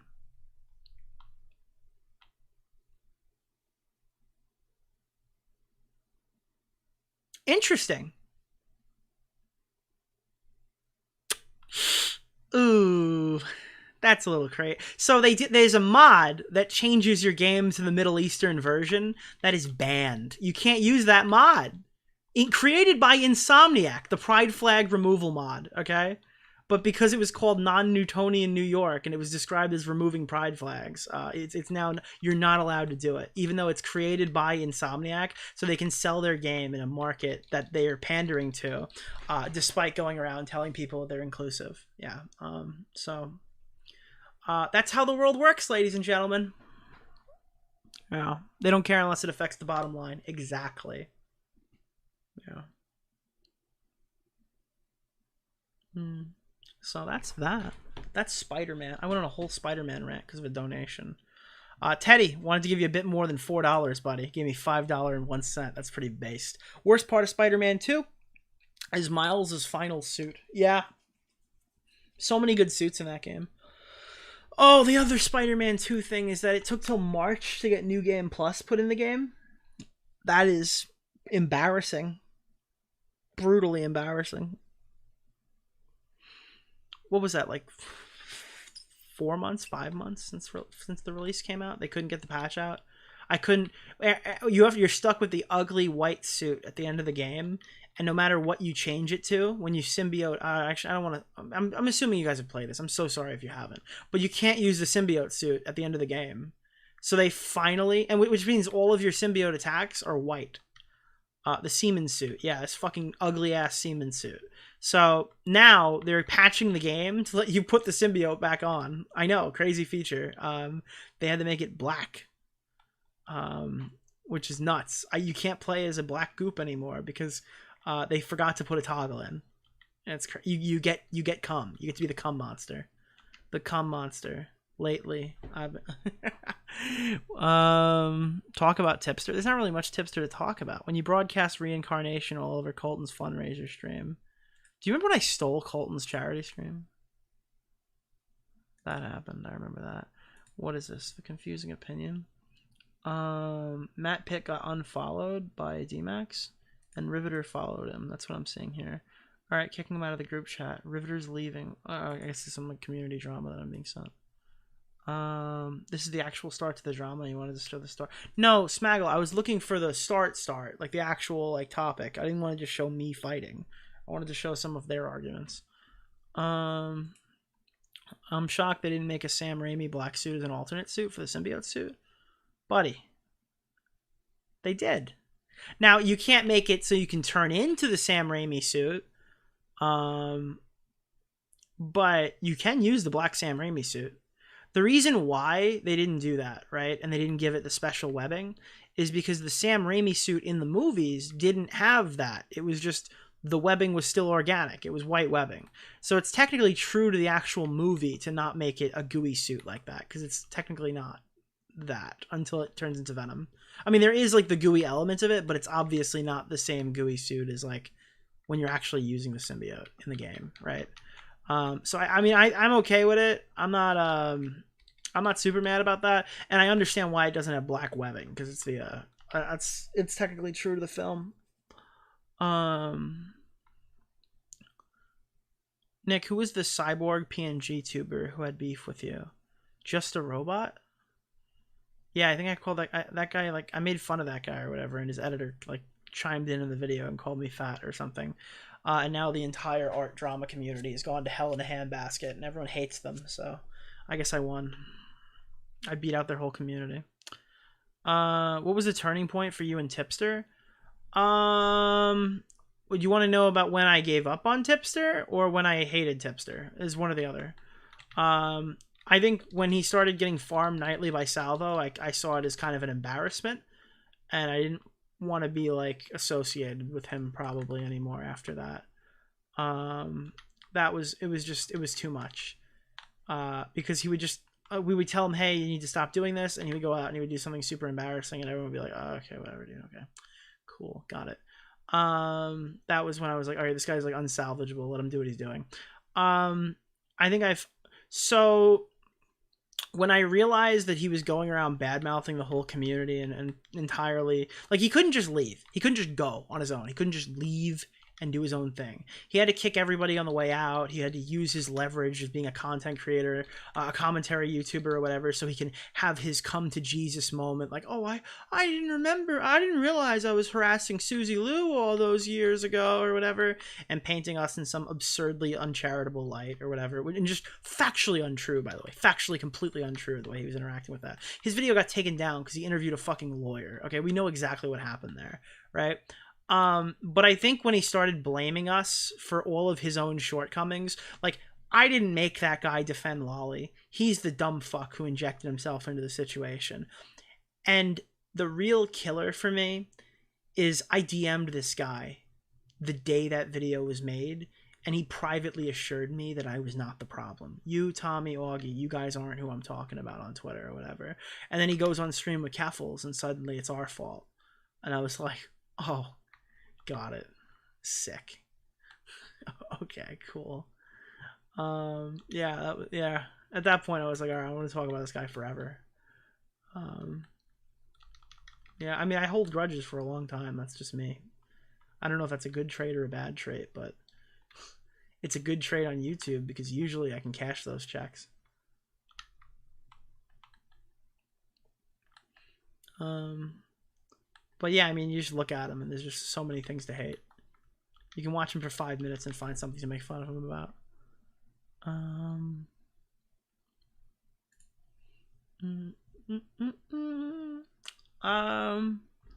You guys want to wind down now? You and Tipster are the exact opposite. Tipster holds a grudge for like a day and becomes best friends with the person. Yeah, and Tipster doesn't think critically. Tipster isn't good in live conversations. Tipster isn't good at research. Tipster just in general isn't very bright. I think about the only thing that we have in common is we both work with computers and we're both fat. So I guess that's the only thing we have in common. So yeah. Will you be tuning into the Medicare show? Oh, of course. Everyone's watching Medicare on Friday. Medicare on Friday is like the drama Super Bowl. Nobody's streaming over him. Nobody who's anybody is streaming over him on Friday. Yeah, it's so funny. He hired one of like the artists that I'm friendly with to draw him as basically me. That's hilarious. I'm sure he didn't realize. No, he definitely realized. It's my fucking chair. He's sitting in my chair. Okay. Oh God. I'm gonna have peace out, Goblin. I thought you were on a weight loss journey. Oh, I absolutely am. I think I don't know how far down I am now. I'm probably gonna weigh myself again soon. I'm 100 pounds lighter than I was this time last year, so that's very good. I've been keeping it off, so that's cool. But I don't really make that everyone else's business. Let me see. That's like the problem with all these YouTubers. They can't just be fat, and they can't just lose weight. They can't it's got to be an experience. It's got to be like a weight loss challenge or something like that. That's where Boogie went wrong. He couldn't just fucking become skinny. He had to go make it a YouTube thing. So when he didn't do it or he had hiccups with it, he would lose subscribers because he was gaining weight. Like, it's just so fucking stupid. It's total lol cow behavior. You don't need incentive from your YouTube audience to lose weight. Yeah.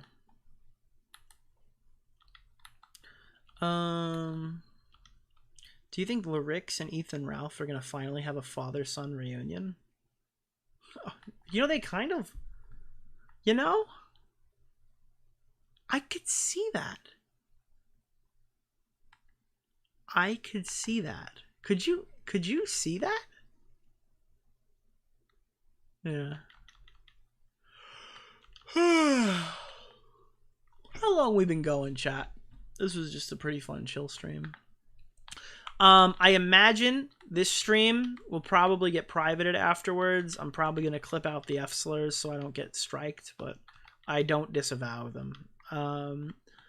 And I'll put it up probably after URR 6. I'm going to unprivate it though. I'm not going to re-upload this as a stream.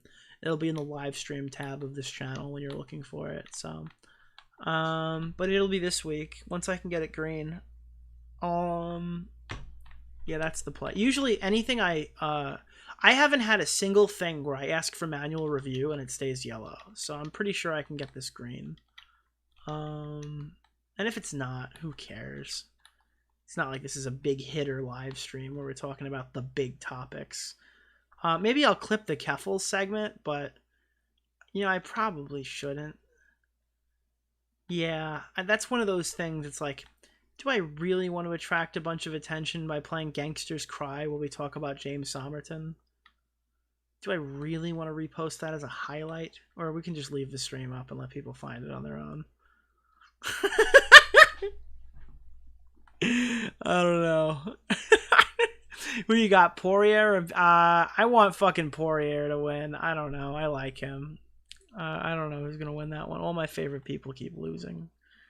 It's so sad, dude. You see what they did to my boy? You see what they did to Volkanovski? Oh, man. Oh, man. Do you see what happened to Volk? Oh, that was so shattering. Let YouTube drama Reddit dive into your VODs. I think they would, dude. If YouTube drama Reddit got in my fucking channel and they started really scrolling, do you think they'd be so overstimulated they wouldn't know? They wouldn't even know what to write. They wouldn't even know what to say. Wait, everything I watch is worse than the last. What do I do? He just said the F slur. He's playing jokes about fucking dead people. He runs a show called Ultimate Rape Review. What do we write? Oh, God. I mean, it's just H-Bomber, guys, community. When do you think Keffals will fully throw Tipster under the bus? I feel like she keeps him around at this point out of spite, or she would have done it already. If we didn't say anything, he probably would have got fucked by her already. As much as he would like that. You may not see this, but thank you for everything genuinely. Oh, B Marie, I see you. I see you in chat. You've been a member for... Can I hover over this and see? No, but you're a blue member. I gotta make member thingies. You gotta get like a... We gotta make like icons for our members. We have the default ones. My super chats won't stand. That means your credit card's bouncing, my guy. Don't waste it on me. I'm kidding. It's okay. I appreciate your support. Hollow's World. See? You didn't even have to pay. I read your name out. There you go. Are you the URR Twitter account? No, that's a fan who made that. I don't know much about Medicare. Where can I watch his stream on Friday? It's going to be on the Mr. Medicare YouTube channel. I don't think he has any content up on it, but he streams, deletes it, and the VOD goes poof, and it goes to somebody else who wants it.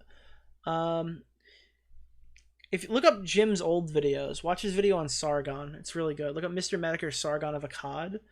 Because that was a fucking great video by Jim. Mr. Medicare Mundane Matt was another really good one.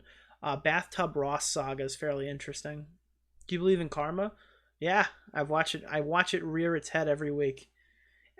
Do I believe in karma? Have you taken a look at Illuminati's YouTube channel recently? I didn't have to lift a finger. Life found a way. Yeah, I believe in karma. Do good things happen to you. Do bad things, and life finds a way. Were the daily tipster Fitbit tweets actually all the same, or was it a meme? No, it was a meme. That was definitely a meme. I concede that argument. But in my defense, we were friends when we did it. I remember someone reported on Tipster faking his weight loss journey, and we went like out of our way to make a meme of it. And yeah, no, that was a meme. But we told everybody at the time, like on the stream, we admitted it was fake. It was like a bit for an episode of the show. I was watching your last stream and thought you reminded me of so much of a young Jim. That is a compliment higher than I could possibly get, but I don't think it's warranted. There's nobody like Jim. I don't mean to overly glaze, but literally there is nobody like Jim. That's his thing. How long are you planning to stream? Probably winding down now. This isn't going to be a long one. It's kind of just a chill stream anyway. I'm just kind of hanging because questions keep coming in, but I'm looking to probably get out of here in a couple minutes. What do you think of my experience with Tipster? I put in dono form. Wait, what? Oh, fuck. How did I miss your dono? I don't even see it. Oh no, I missed it. The only time I liked Tipster was that he bravely went after Mama Max alongside his fellow soldier Tommy C. That's when I knew he was one of the bravest fat Mexicans I knew. Dude, can you tell me, do you guys remember that? That was such a low part of the Max drama, is when Tipster came out and stolen valored Tommy, pretending he got harassed because he was a big defender, after he cucked and apologized privately and sucked his dick for, like, immediately after he was criticized. Like, do you guys remember that Tipster tried to stolen valor his way to a fucking win on the Max drama? And he won't cover stories like that because, like, we're talking about it. He's afraid he'll have to watch our videos because our videos are always the best ones on whatever subject we're covering, right? So he goes out of his way to avoid it, but he couldn't get away because he just wanted that win so badly. And everyone just laughed at him. They're like, are you fucking kidding me, you fucking freak? You don't think we can look this up, asshole? Oh, it was such a strange thing he did. Do you think James Somerton believed in Samsara? Is that a Smash player? But thank you, Teddy, for the dono. Hollow's World, $5. I was trying to say you're not even accurate. You're handsomely thick, and Tipster is gross. Based. Isn't Samasara? Isn't that a Super Smash Bros. Player? What is it? It's a Buddhism thing? Who's the Smash player with that name? Am I going crazy here?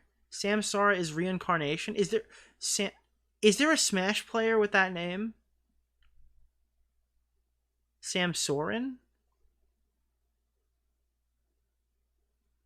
Boomer DeOrio. Well, I'm sorry, are the new kids doing Buddhism? Are the fucking the fucking Zoomers, like, dude, what? They're doing Buddhism now. They're Buddhist monks. Nipster. Why did I call? Why did I read it as Nipster instead of Tipster? Oh God, Jesus, dude, do you remember the Nipster meme? It was like the weird picture of Tipster with his tits out. That was a weird picture. Please tell me you're gonna abuse Tipster AI thing for your video. You can't use it too much because I think I'll get in trouble, but I do use it quite a bit. I use the Tipster thing to announce my next video, so. Dude, Nipster. Screenshot that, Nick. Screenshot what? Nipster? Bro. That's crazy. Dude, imagine my fucking porn folder leaks like Vosh and it's just the folder of Nipster. It's just like 50 pictures of Nipster. Oh God. I have the no, I don't want it. I don't want that picture. I think I put it in the background of a YouTube video one time. The other one is like a really crusty picture of Bo Black shirtless. I don't know who made that one or who got that one. I need to rewatch the live of your private if I can't. I mean, this stream is going to be up in like 2 days, so you're going to be able to see it. 5 terabyte goon folder of Nipster. True. Thank you guys so much so far. You've been super duper duper duper duper duper generous tonight. You're feeding my pinball addiction one day at a time. You don't know this, but your funds are going toward a Jaws probably. Jaws and taxes. You're supporting the CIA every time you follow, dude. I always like Tommy C Photoshop of naked Bo Blacks. That was a terrifying image. You're addicted, Jesus fucking Christ. Okay, but you can hit the fin as it goes across. It's pretty fire. Okay, there are some really fucking weird messages coming through. Code DeOrio in the Fortnite store. Dude, the Code DeOrio thing has been so lucrative this year too. It's insane. Because some people like meme it and they put it in their game and they go, fuck, wait, that's real. He actually has a Fortnite code and he really promotes it using McSkillet, the guy who killed a family of 3 after he drove his car on the wrong side of the highway. And he's actually promoting a sponsorship, not a sponsorship, but like a pseudo sponsorship by talking about a dead YouTuber. Yes. Yes, I am. Thanks for the 20. So glad the streams are back. Keep it up. Will stick to my last comment. You remind me of Jim. Thank you so much. I appreciate your 20 and I appreciate your comment. That's not clear enough, Nick. Are you scamming donos? Bro, imagine it's like, well, Nick hasn't bought Jaws yet, so the money hasn't gone where he said it was going to go. Like, D-Max just starts tweeting, like, Nick, when are you buying the pinball machine? How do I know? Are you going to refund people if you don't buy Jaws? I mean, people were asking when I was getting Jurassic Park, so I posted updates. It's funny because I used to get the Jim clone comments a lot, and then the Destiny clone comments again, and I was like, I kind of respect the Jim ones more.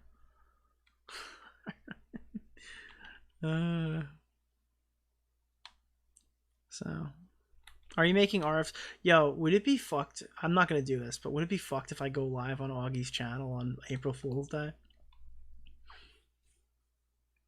Like, I just take Augie's stream key and I go live on it on fucking April Fool's Day and trick his whole audience. That would be evil. Dude, that would be so funny. You know, I can log into his account, go live anytime I want, right? I mean, he'd be mad. He might revoke it, but, like, you can't stop the tip. I can log in right now. I can make anything private public. I can check out his monthly revenue earnings. I have all the power on Augie's YouTube channel. And he continues to forget to revoke it. Are you going to do the new URR when the Fortnite season goes live? Maybe. I don't even know when Fortnite's updating. How many days do I have to get to 200? Do you guys know how long till Fortnite's up?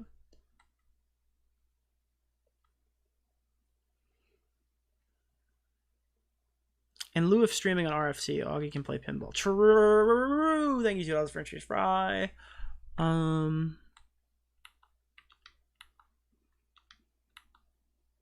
Friday. Ooh. I gotta get 9 levels by Friday. It's Friday. How much of the donuts are you sharing with Smaggle? Do you guys remember the time Turkey Tom was going to buy Smaggle a fucking $4,000 computer? And I said the kid's not worth that much, so they sent him a Chromebook instead.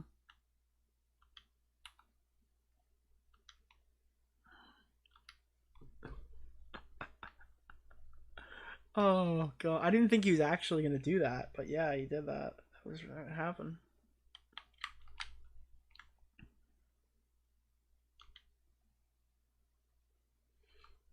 Smaggle got scammed, dude. Woo! Oh shit, what a based flipperoony right there. Eee.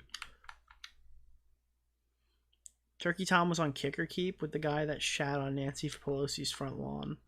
Yeah, I hope you guys aren't mad that I haven't been on Kicker Keep. I think I turned it down like twice or 3 times now, and it's just game shows are not my thing.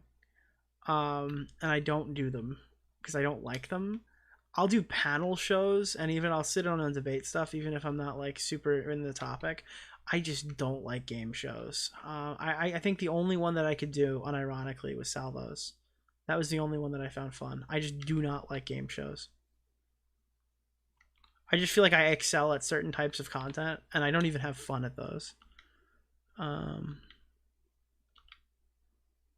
It's literally a panel show. Yeah, I know, but it's like, I mean, I like the debate pedophile panels, right? Where it's just like a bunch of retarded people debating about shit, like a topic. Like if I was ever invited on a Dylan Burns panel, I would go on in a heartbeat. It's just, I don't know. It's the game show-esque shit where it's like stupid rules and stuff. And it's like, I don't care about any of that stuff. Didn't you do Stardust's game show? Yeah, but that was literally just a Twitch panel. It was, it was called Supernova, and the game show was like, everyone gets on and debates these 3 talking points. And then at the end, you might have to draw a picture on paint. But it was literally just you guys argue about a given topic.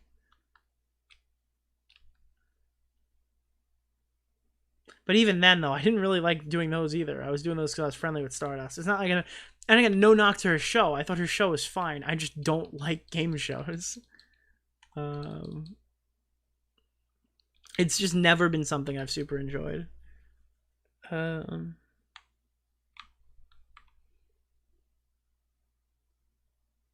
Like, I thought the Salvo ones were fun, but those were fun because, like, anything happened at any time. And it was like... Yeah. I don't know.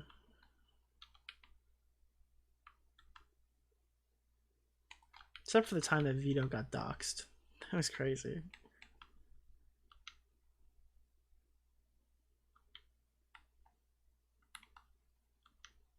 Adriana, not the Zerka Royale. Nick was wasted. Yeah, you say that as if I can remember that. Dude, you remember? I think I said that I thought that Tony Hawk was like a convicted pedophile. And everyone's like, what the fuck? And I'm like, wait, is he not? I was fucking sloshed, dude. I thought Tony Hawk was arrested. Lyrics? No, stop rating me. I'm going now. Oh, but thank you. All right, I need to send people somewhere because I gotta get out of here. Thank you, Lyrics. I'm fucking swinging them back though. You can have them. Is there anyone? There's no one live. There's no one live. Oh no. Wait, why? Wait, Lyrics was live? Do all of you guys stream every night? Fuck. I didn't realize I was streaming over you. Oh god. Fuck. All right, I gotta think about this. I have to look and see who's streaming next time. Is there anyone live I can raid into? Because there's nobody on my list. Lyric streams almost every day. There's no one live. Diesel is live? Alright, so here's the problem. I guess I'm not subbed to Diesel. That's embarrassing. Let me go sub this. I gotta go subscribe to fucking Fresh Prince of Bel-Air Diesel. YouTube. Alright. Oh no. Oh no. Wait. Oh god. He's not on main. That means I wasn't subbed to either channel. Oh no. I'm subbing to both on stream. Wow. Dylan Burns is I can't send people to Dylan. He's not on YouTube. Is he? Oh, he is live. This likely refers to the issue that... Can I raid you?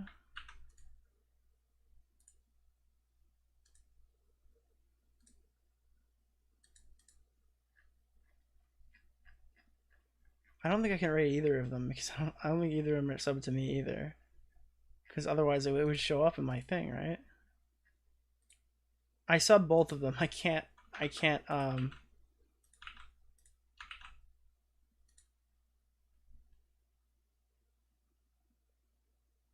look in DMs before you end stream. What? From H-Bomber Guy's community. Oh, the Medicare stuff is on H-Bomber Guy? Oh no. Let me see. What'd they say?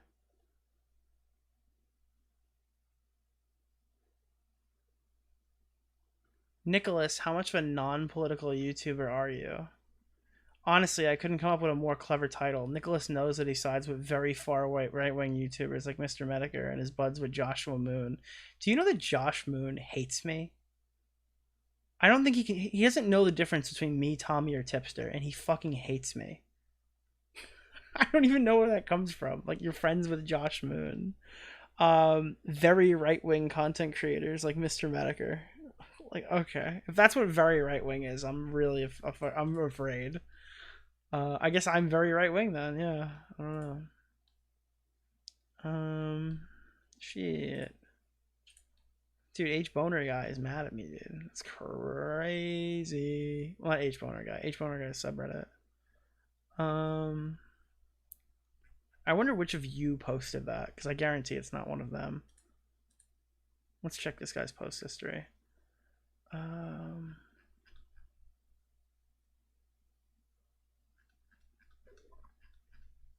No. No, he posts a lot to H-Bomber Guy. Alright, maybe that was a real H-Bomber Guy fan was watching.